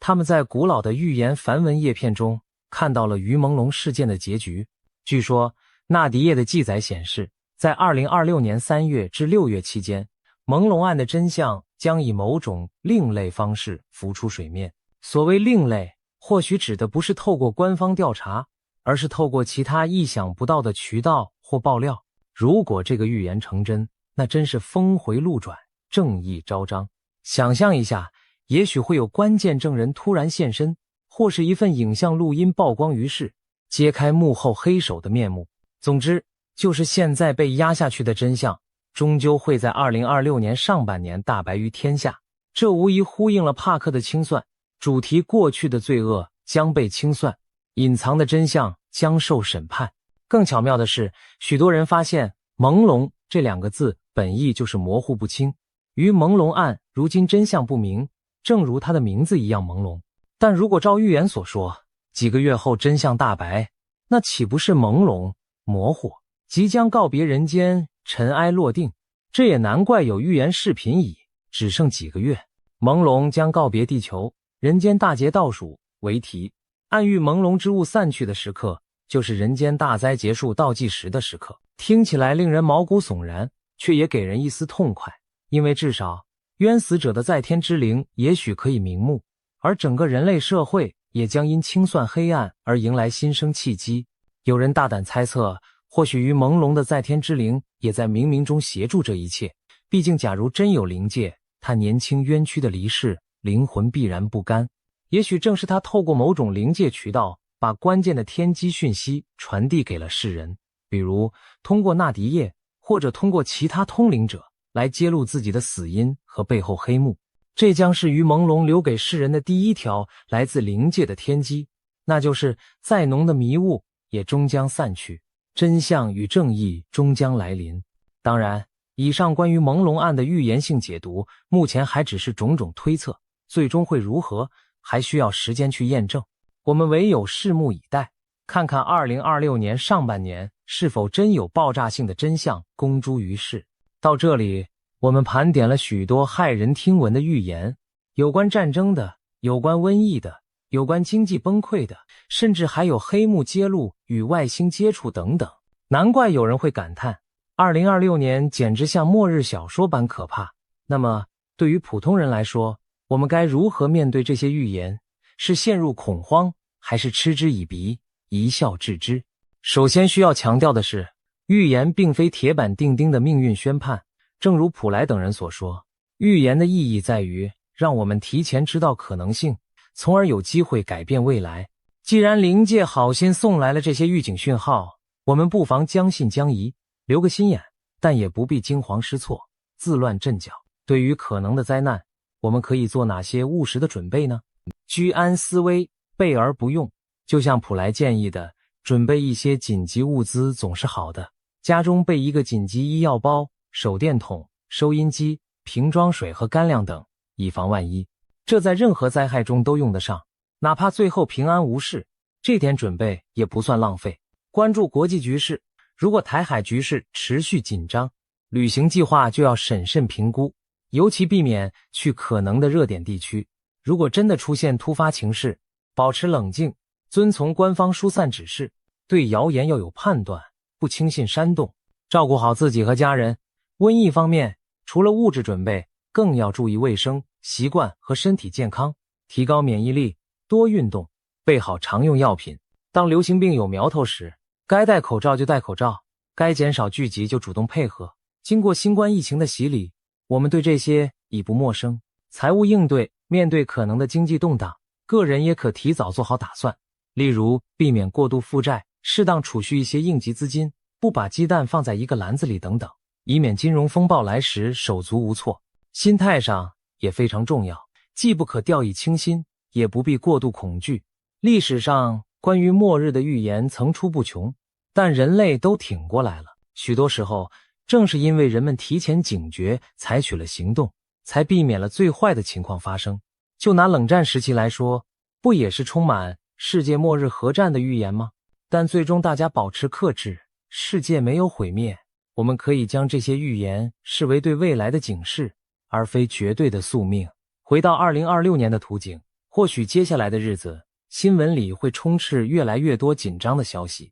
这边战机擦枪走火，那边疫情卷土重来。但我们要记得，越是乱世，越要保持理性与善良，不造谣，不信谣，不被仇恨煽动，在保护好自己的同时，也帮助周围需要帮助的人。因为最终能度过劫难的，往往是那些冷静、团结而有爱心的人类群体。让我们也怀抱一点希望，就像帕克说的，大灾之后有大福。或许2026年的种种劫难，正是人类觉醒和转变的契机。黑暗过后是黎明，否极泰来，这些道理自古皆然。如果我们能挺过这几年的风雨，也许等来的将是更清明的世界局势，也许战争的阴霾散去，国与国找到新的和平共处方式，也许瘟疫让我们研发出更先进的医疗科技，反而促进文明的进步。也许经历经济震荡后，人们会反思贪婪，建立起更健全公正的经济秩序。最后再回到预言本身，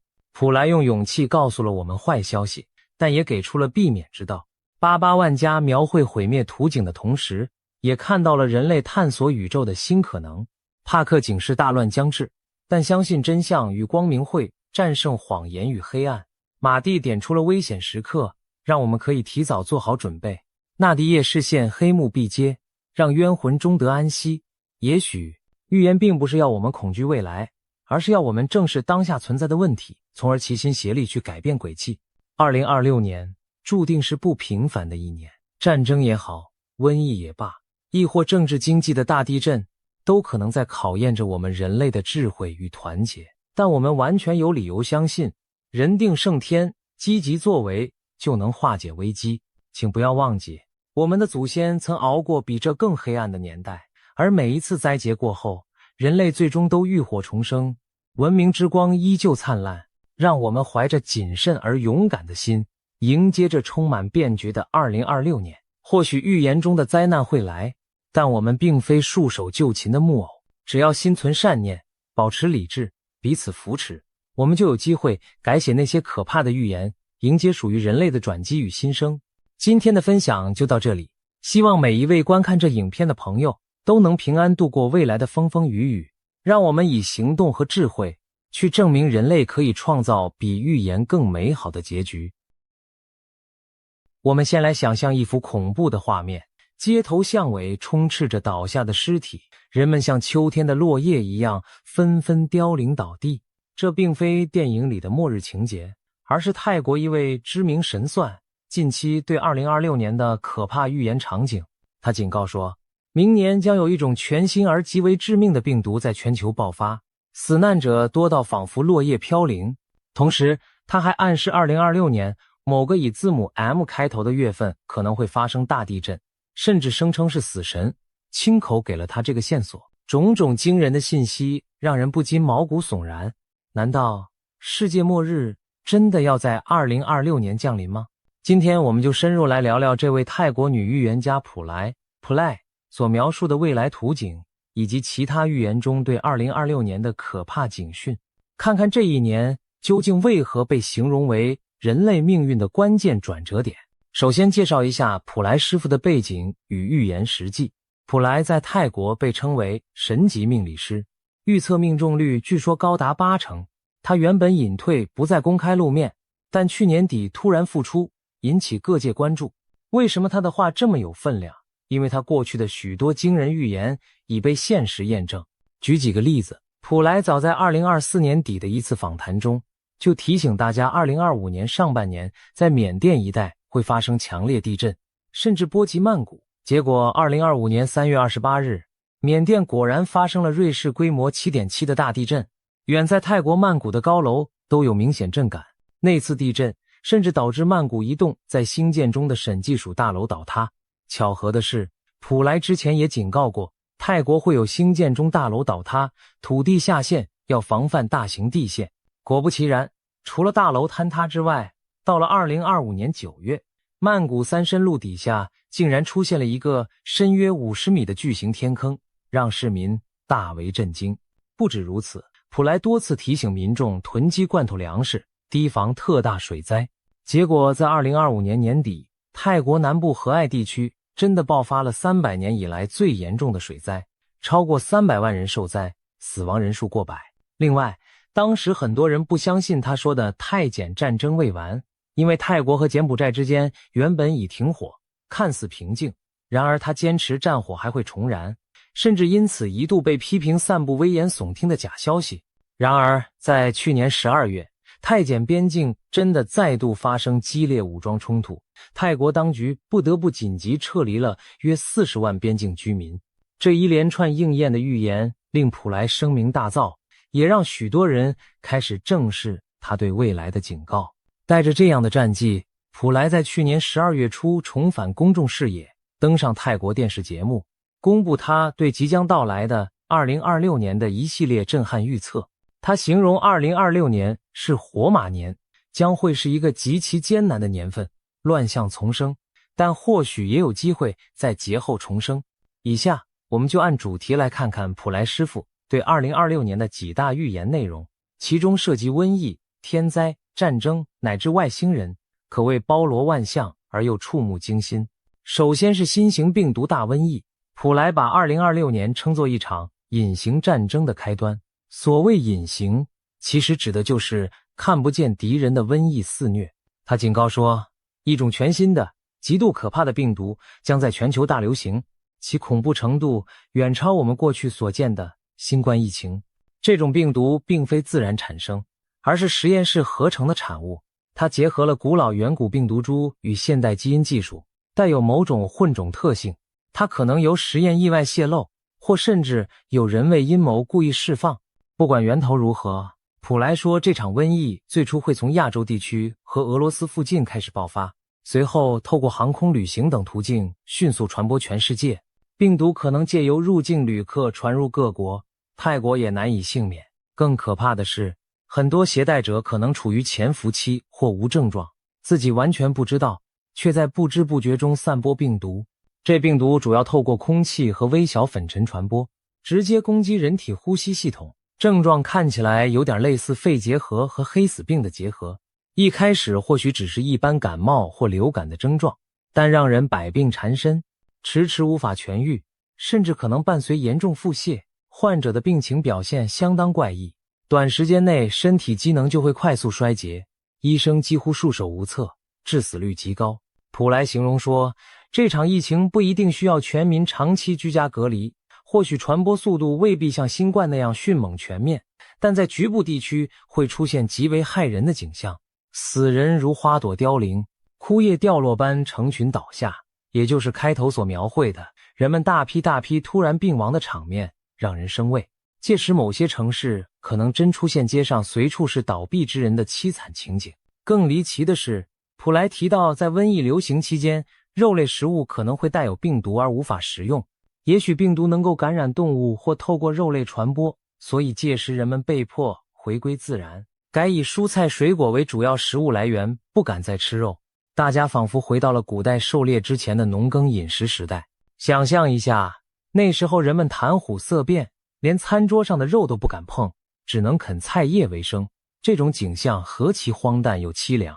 普莱强调，2026年只是这场大瘟疫的开始阶段，真正更大的高峰可能会在2028年至2030年之间到来。如果他的预言成真，人类恐怕正面临一场前所未有的生存挑战，一场看不见硝烟的战争，而我们的敌人不是别的，正是人类自己所创造或释放出的致命病原体。接下来是自然灾害的部分。普莱认为2026年的天灾将同样让人胆寒，尤其是洪水。他看见明年降雨异常偏多，全年雨量远超往常，持续不断的暴雨将造成土地严重积水，地下水位饱和无法排出，引发大范围的地面沉降，甚至地层塌陷。他形容水来得又快又猛，当地下隐患积累到极限时，地面可能突然出现塌洞或者沉陷，把人措手不及。更糟糕的是，这些洪涝灾害会和风暴路径重叠，也就是说，某些地区可能反复遭受风暴吹袭和洪水侵袭，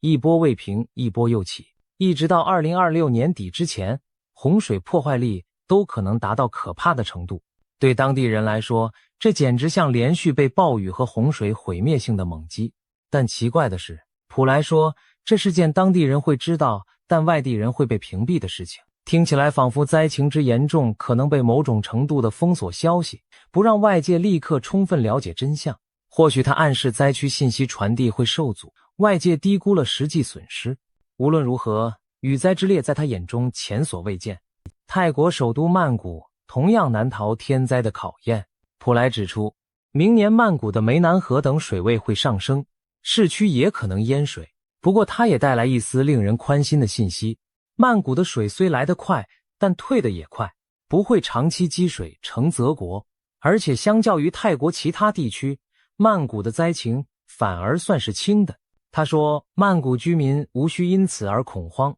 撤离或抛售房产。至少未来3至5年乃至更长时间内，曼谷仍是泰国最适合居住的地方。甚至他打趣说，死神大人目前也没有指示他离开曼谷。换言之，如果连替死神传话的他都不走，那大家暂时也不必弃城逃难。当然，这话语背后既是安抚也是警示，曼谷并非完全安全，只是相对安全些而已。因为接下来还有更多灾难在等着，除了洪水，还有风暴与爆炸事故的威胁。普莱预言2026年开年伊始就不平静，今年1月将有7场风暴接连袭来。他斩钉截铁地说道，7场风暴听起来不可思议，短短1个月内竟接二连三出现如此多强烈风暴，而且威力都显著超过往年常见规模，更加猛烈难当。如果这预言成真，马上就考验着沿海地区和岛国的抵御能力了。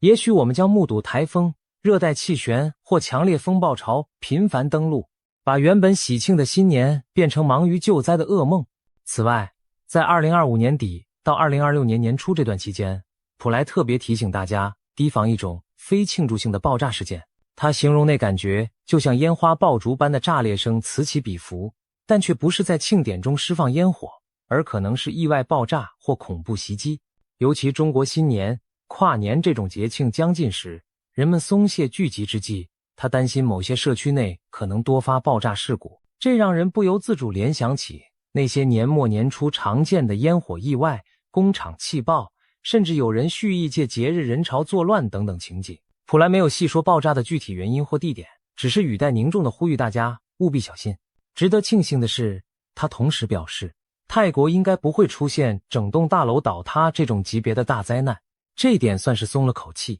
毕竟他去年已经准确料到曼谷大楼坍塌事件。不过，小规模但致命的爆炸风险仍然存在，我们不能掉以轻心。最惊心动魄的预警之一，大地震与地质异动。普莱在采访中语出惊人地说，2026年的曼谷将发生地震。要知道，泰国本土平时并非高震区，曼谷更是少有强震。如果市中心真的来一场大地震，后果不堪设想。普莱表示，这次地震的震央会就在繁华的曼谷市区，可能是地底某处长期累积的能量终于在压力极限下释放出来。至于地震的严重程度，他坦言无法确定，但直觉非常可怕。主持人当场追问他能否给出具体日期或时间，普莱沉吟了一下，透露说这是死神大人给他的提示，提示只有2个字母 M 月。所谓 M 月是指在泰语中以字母 M 开头的月份，泰文里1月、3月、4月的月份名都以字母 M 起首，因此这3个月被他列为地震高风险期。也就是说，明年的正月、新历3月或4月，曼谷发生强震的几率特别高。然而，普莱话锋一转，又补充了一个神秘的线索，他看见在未来5到6个月内，地面会有某种物质冒出的奇异现象，推算大概会在2026年5月左右出现。他暗示道，大家需要特别警惕5月之后的那段 M 月期间。这听上去仿佛明示着，也许到明年5月前后，地下的火山或能量活动会有征兆浮现。一旦出现这种迹象，那接下来临近的一个 M 月、1月、3月或4月就极可能引爆大地震。有人猜测，他真正担心的时间点也许是2026年下半年，甚至2027年初的某个 M 月。但普莱没有再进一步解释，只是把这谜一样的提示留给大家细思，仿佛死神已经在他的行事历上圈定了 M 月，准备在那时带走许多生命。无论如何，曼谷乃至泰国民众听闻此言，无不心头一凛。预言公布后，普莱也特别强调，他并非存心制造恐慌，而是希望透过提前示警来唤起大家的警觉，从而尽量减轻灾难带来的损失。他解释说，在泰国文化中，大声预警反而可能是一种化解灾祸的方法，因为当许多人对某个潜在危机有所准备，提前防范时，往往能透过人为努力减轻甚至避免最坏的结果。因此，他希望公众听了预言后，会主动去检查加固建筑物，做好防震防灾措施，而不是坐以待毙。也许正因为这份好意，死神才愿意把信息透露给他，好让众人提前有所行动吧。除了瘟疫与天灾，普莱对人祸和未知领域也有预言。他提到了泰国与柬埔寨之间的冲突和外星人话题。先说泰柬战争方面，普莱表示，目前泰国和柬埔寨虽维持着表面的停火，但战争远未真正结束。他预言最可怕的阶段将在2026年之后到来，战火延绵将孕育出众多英雄人物，但现在这些英雄大多尚未现身，因此冲突暂时还不会轻易画下句点。只有当所有该出场的英雄都出现并集结完毕时，战争才会迎来终局。不过那可能伴随着某些英雄的牺牲，或者有人失去重要的身体部位，比如在战争中致残。听起来仿佛史诗故事般的预言，让人浮想联翩。是否未来会有几位举足轻重的将领或领袖，在太检边境冲突中陆续登场，厮杀角逐？而战争的结局或许以他们其中一些人的阵亡告终。普莱没有明言这些英雄指的是谁，但他话里隐隐透着，这场邻国之战短期内难有胜负，反而可能愈演愈烈。想到太监都是我们亚洲的邻居，如果2026年之后那片土地硝烟再起，将有许多无辜生命卷入，这不免让人担忧。更让人瞠目的是关于外星人的警告。在节目中，主持人问道，要不要主动尝试跟外星文明联络？如果我们想寻求他们帮助或分享知识呢？没想到普莱严肃地摇头说，绝对不要轻举妄动。他明确表示，千万不要主动联系或向外星人提供任何信息，这是非常危险的行为，因为那等同于暴露我们人类自身的弱点给对方知道。他建议应该把外星人视为另一个国家，看待我们去不了他们那里，但他们却可以随时来到地球造访，而无任何障碍。换言之，人类在这场可能的星际接触中处于完全被动的地位，所以不能大意。更惊人的是，普莱声称外星人其实已经混迹在人群之中。他说从2026年开始，将有越来越多外星人隐居在泰国，尤其会出现在所谓阿尔法世代的年轻人中间。那些20多岁的天才人物，有些可能其实就是外星来客伪装的，比如以外国投资者、创业家的身份进入泰国社会，他们拥有极其超前的视野和知识。这段话几乎像科幻小说剧情，听上去仿佛未来我们身边某些卓越非凡的青年才俊，其实并非地球土著，而是外星智慧生命的化身。至于他们来地球的目的何在，善意还是恶意，普莱没有细说，只是再三提醒不要轻易与未知的外星访客接触，否则人类可能因一时天真而招致难以预料的后果。纵观普莱师傅上述预言，2026年在人类面前展现了一幅灾难密布的图景，前有实验室病毒引爆全球瘟疫，夺走无数性命，后有极端气候引发洪水、天坑和强风暴，紧接着曼谷地震的阴影笼罩，同时国与国之间战争暗潮汹涌，科技上空还盘旋着外星文明的幽影。一时间，瘟疫、灾害、战争、异族入侵几乎急于一年，让人不寒而栗。如果把这些事件串联起来看，2026年仿佛将成为一场小型的世界末日图鉴。那么，只有普莱一个人在唱衰明年吗？事实恰恰相反，许多来自不同国家的预言家和传说都不约而同把目光投向了2026年，仿佛都在警示我们这一年将发生翻天覆地的大事。其中最受瞩目的，除了泰国的普莱，还有印度的神童占星师阿南德，以及欧洲已逝的盲眼预言家巴巴万加，俗称龙婆。甚至16世纪的著名法国预言家诺查丹马斯，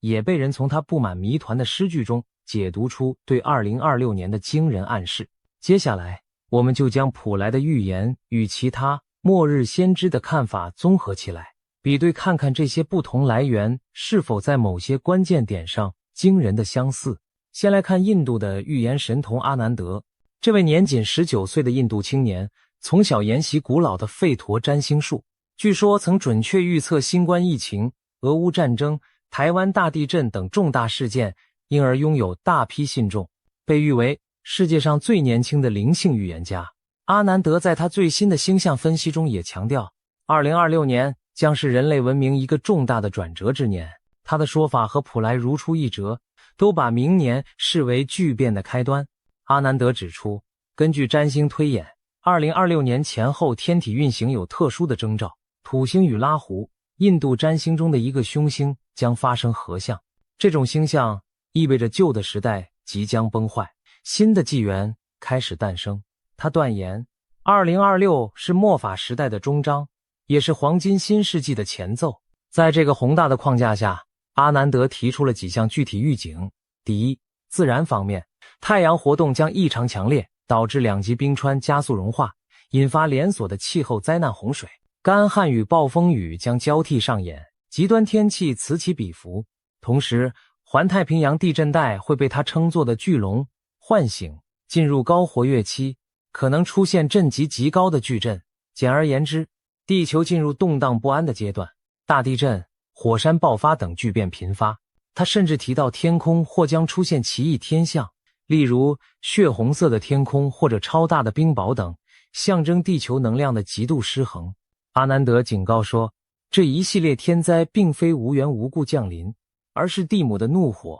是人类长期贪婪破坏环境所触发的报复。第二，科技与社会方面，阿南德提出 AI 反噬人类的可能性。他认为2026年人工智慧的发展将暴露出灵性的空洞。如果人类过度依赖 AI 智能体，可能会反过来制约人类，甚至造成严重的社会危机，成为新时代最大的挑战之一。想象一下，如果某天银行、电力、交通、军事等关键系统都由失控的人工智慧掌管，我们的日常生活将多么脆弱。这听起来和科幻电影《魔鬼终结者》里天网叛乱的情节颇为相似，但如今越来越多现实迹象表明， AI 确实潜藏风险，不能不令人心惊。第三，地缘政治与经济方面，阿南德预见全球权力格局和经济秩序都将在明年迎来巨变。他认为西方主导的旧秩序会开始混乱衰退，美中关系日趋恶化，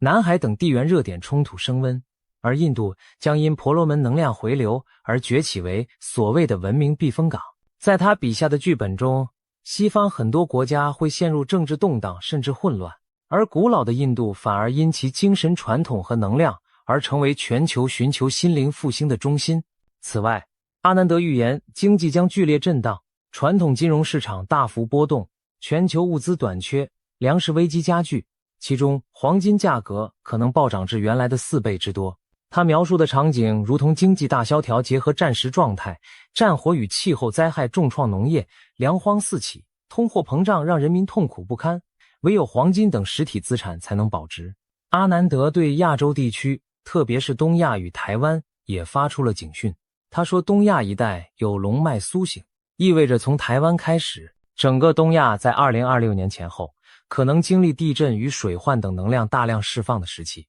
他提醒居于此地的人们务必保持内心的平静与警惕，做好防灾准备。值得注意的是，他提到灾劫也是灵性觉醒的契机，经历磨难将促使人们反思并回归自然，修复自我内心，并迎接他所说的恒河之灯照耀的新纪元。这意思是，虽然灾难深重，但人类或可借此契机提升精神境界，从而在废墟上建立新的更和谐的文明。可以看到，印度神童阿南德对2026年的描述和泰国普莱的预言在多个方面不谋而合。他们都提到了极端天灾、地震、洪水、全球性的重大危机，以及世界格局的剧烈变动。两人的观点都认为，人类正面临某种大考验，经此洗礼后才有新生的可能。甚至连 AI 威胁这样的主题，他也与普莱不约而同地提及。普莱虽未详谈 AI， 但他对外星人科技的警戒其实有异曲同工之处，都是提醒人类不要自满大意。当然，他们使用的语言体系不同，一位借助星象灵性，一位经由通灵神视，但信息内涵竟有许多相通之处，这不禁令人深思。接下来，我们再看看欧洲的盲眼预言家巴巴万加对2026年的预言。巴巴万加是保加利亚的传奇人物，生前留下大量对未来的预测，被誉为欧洲龙婆。据传，他曾精确预言了一些重大事件，如苏联解体、911恐袭、英国脱欧、新冠疫情等等。因此，即使他已去世多年，他的预言仍在全球引发讨论。最近，英国媒体披露了万家奶奶对2026年的几项惊世预言，内容之劲爆堪称末日电影剧本。万家警告说，2026年将成为人类命运的关键转捩点。他提到了4大方面毁灭性天灾、人工智慧失控、世界大战爆发以及外星人现身，每一项都足以让人脊背发凉。首先，万家预言史上最毁灭性的自然灾害将于2026年来袭。他看到气候彻底失控，环太平洋火环带与欧亚大陆板块会同时变得异常活跃，大规模的地震、海啸和火山爆发将接连摧毁世界各地的土地。龙婆甚至给出了一个惊人的数据，全球有 7% 到 8% 的陆地面积将被地震和火山吞噬。要知道， 7% 8%陆地是个极其庞大的范围，相当于整个东南亚或欧洲西部地区灰飞烟灭那样的尺度。这意味着沿海城市和岛国将首当其冲，许多地方可能整片沉入海中，数以亿计的人流离失所，无家可归。万家说，这是人类长期破坏大自然所招致的终极报应。他呼吁各国立刻大幅减少碳排放，爱护环境，否则最终无人可以幸免。万家对环境灾变的预言和普莱阿南德的说法形成了几乎同步的警讯。大地震、极端气候在明年都会迎来高潮，真可谓是地球在震怒。其次，万家指出人工智慧可能会在2026年彻底叛变。他的说法更具体直接，2026年 AI 将达成起点，开始自我进化，超越人类智慧，继而企图掌控人类。他警告说，失控的 AI 将会接管金融、军事、交通等各种关键系统，甚至 AI 可能要决定人类的生死存亡。届时，由于自动化和 AI 统治，人类将面临大规模失业潮，被监控支配的社会阴影笼罩，而机器人战争一触即发。如果人类现在不对 AI 制定全球性的伦理规范与控制措施，那么到了2026年，我们恐怕会亲眼见证科技反噬人类的恐怖场景。龙婆的这番预言和前面阿南德提到的 AI 危机如同照应。他说 AI 现灵性空洞会反制人类，万家则直截了当描绘了 AI 叛变奴役人类的图景。看来无论东西方，占星家和灵媒都对人工智慧的快速发展充满隐忧，不得不令人重新审视我们与科技的关系。第三，万家预言，第三次世界大战将在2026年爆发，这无疑是最惊心的一条消息。他明确地预见战火将从东欧燃起，继而蔓延到中东与亚太地区。他甚至描述了战争结果，由俄罗斯领导的东方阵营将击败西方阵营，普丁将被世人称为世界之主，而欧洲多国将沦为焦土废墟。核武战争的阴影将笼罩全球，数亿人将逃难流离。万家感叹，这场战争的根源在于人类的贪婪和权力欲，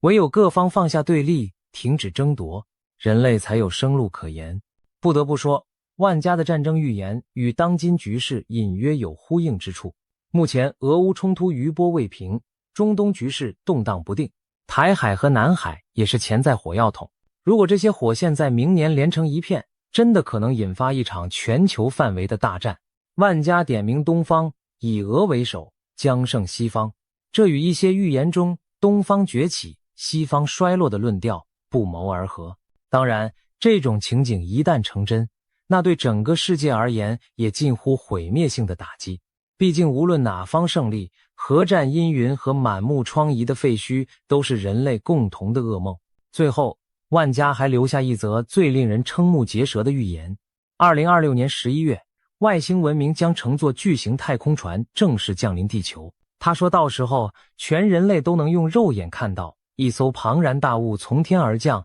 进入地球大气层。这将是外星文明首次以如此直接、高调的方式与地球接触。消息一出，有人把它解读为人类的救赎，也有人视作外星入侵的开端。对此，龙婆的态度相对乐观一些。他表示，他们到来不是为了征服，而是为了提醒我们宇宙之广大，并非只有人类。这句话意味深长，似乎在暗示外星智慧，想让我们知道我们并不孤单，也许希望我们放下狂妄，正视宇宙中更高等的存在。不过，不管本意如何，如此公开的外星访客现身，肯定会引发全球恐慌与震撼吧。普莱劝诫不要主动联络外星人，而万家则说他们届时会主动降临，我们静观其变即可。两人的观点虽有细微差异，但都说明2026年的确是连外星人都登上舞台的一年。一旦真有巨型飞船出现在天空，那将是人类历史上一个无法忘却的时刻。值得注意的是，尽管万家的预言描绘了灾难深重的未来，他还特别强调2026年并非世界末日，而是人类必须彻底觉醒的一年。换句话说，他并不认为明年就是人类完全灭亡的终点，相反，它更像是决定命运走向的一个转折关口。如果人类能在各种极端挑战中汲取教训，深刻反省，也许还有机会避免真正的毁灭末日。这点和印度神童阿南德所说的非常相似，他称2026只是末法末节之期，之后将有新纪元可能诞生。同样，普莱在预言灾难的同时，目的也是为了让人们提前预防，自救自强，而不是坐等末日降临。综合泰国、印度、欧洲三方的预言，再辅以经典预言家的解读，我们可以发现很多关键信息惊人的相符。瘟疫、天灾、战争、AI 危机、外星接触，2026年在不同先知眼中都汇聚了这些元素，仿佛全世界的预言脉络在这一年汇成同一条洪流，奔向不知是毁灭还是重生的未来。就连以隐晦难懂著称的诺查丹马斯，其爱好者们也声称在他留下的4行诗中找到了对2026年的暗示。根据一些研究者的解析，诺查丹马斯在百诗集第7卷第26首诗中写道：小船与桨帆船环绕7艘大船，致命的战争将被引爆。许多人认为这可能隐喻着一场海上的军事冲突，而诗中提到的7艘船被解读为7股势力的象征。有专家分析说，这7股势力很可能指的就是环绕南海及周边有主权争端的7个政权：中国、台湾、越南、马来西亚、汶莱、印尼和菲律宾。也就是说，这段诗预示着南海地区紧张局势可能升级，引发涉及7方的致命对抗。这无疑与88万家所说的世界大战从东欧到亚太不谋而合，也与当前国际局势的一大隐忧相吻合。南海争端与台海问题的确是国际瞩目的潜在导火索。如果诺查丹马斯的诗意解读正确，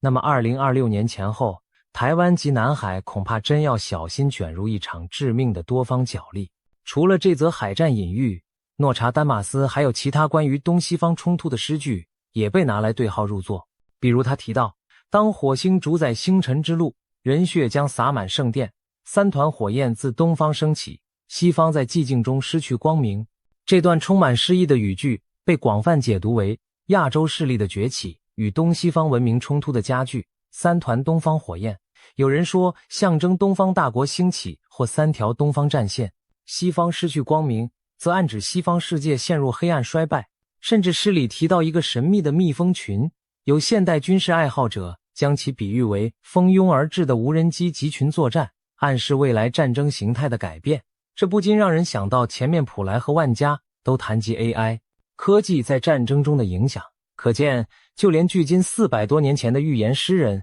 在模糊的诗句中也许都折射出与这些现代先知类似的图景，真是令人叹为观止。除了预言灾难本身，各路高人还给出了一些应对建议和求生指南。泰国普莱师傅就在节目中反复叮嘱民众要做好避险准备。他建议每个家庭都预先收拾一个逃生背囊，将重要证件的副本、药品、现金以及少量干粮水放进去，放在家中随手可及的地方。一旦遇到突发状况需要紧急撤离时，能够第一时间背起这个背包就走，以免手忙脚乱。此外，他提醒大家将贵重物品和重要文件尽量放置在家里较高的位置，至少可以降低在洪水或火灾时被毁坏遗失的风险。这些都是相当实际的防灾建议，看得出他对未来灾害的严重程度是深信不疑的，也真心希望大家能把损失降到最低。经历过2025年水灾后，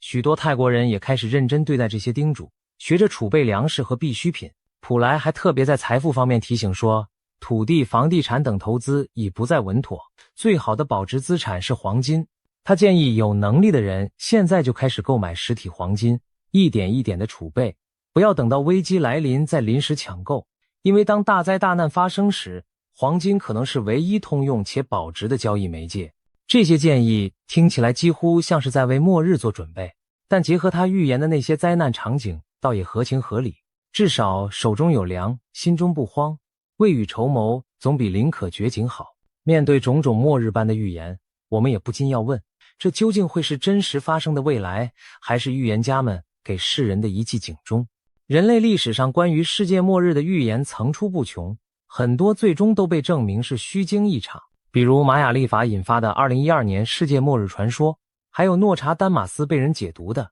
1999年第7月世界将毁灭等等，都曾让世界人心惶惶，但最后地球依然照常转动。那这次的2026末日预警会不会又是一个担心了白担心的乌龙呢？持怀疑态度的人当然大有人在。科学理性主义者会说，预言毕竟不是严谨的科学预测，而是带有偶然巧合与模糊空间的主观解读。我们不能因为几次巧合应验就完全相信未卜先知的存在。然而这次与以往有所不同的是，多位预言者从不同角度不约而同指向了同一时间点，而且其中好几位过去的命中率都相当惊人，不能不让人将信将疑。普莱、阿南德、万加这三个互不相识、文化背景迥异的人，他们给出的线索却像是能拼合起来的同一幅拼图，图上描绘的正是2026年的巨变与动荡。或许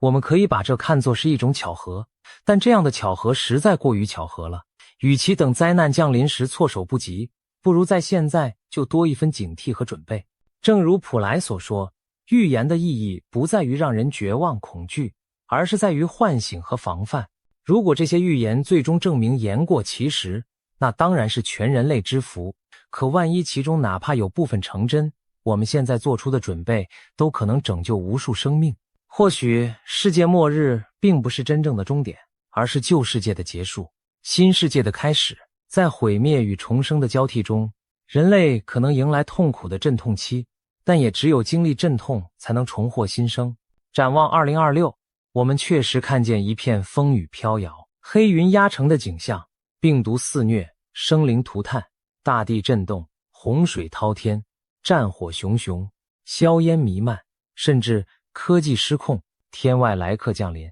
这些元素凑在一起，任谁都不得不感到一丝末日的寒意。然而正如龙婆万家所说，这未必是世界的终局，而可能是一次人类的集体考验与觉醒。如果我们能从中领悟谦卑与敬畏，改变对自然和科技的态度，加强全球合作与善意，也许最坏的结局可以避免。退一步讲，即便未来一年注定多灾多难，我们也可以凭借提前的准备和人性的团结，将这场世界末日考验转化为推动文明进化的契机。最后，不妨扪心自问，当如此多的预言警钟同时为2026年而鸣响时，我们应该嗤之以鼻，一笑置之，还是应该有所警觉，未雨绸缪？答案见仁见智。但有一句话或许值得记住，希望最好的情况，同时做好最坏的打算。对个人如此，对整个人类也是如此。也许所谓的末日并非突然的终结，而是对我们人类的一次严厉提醒，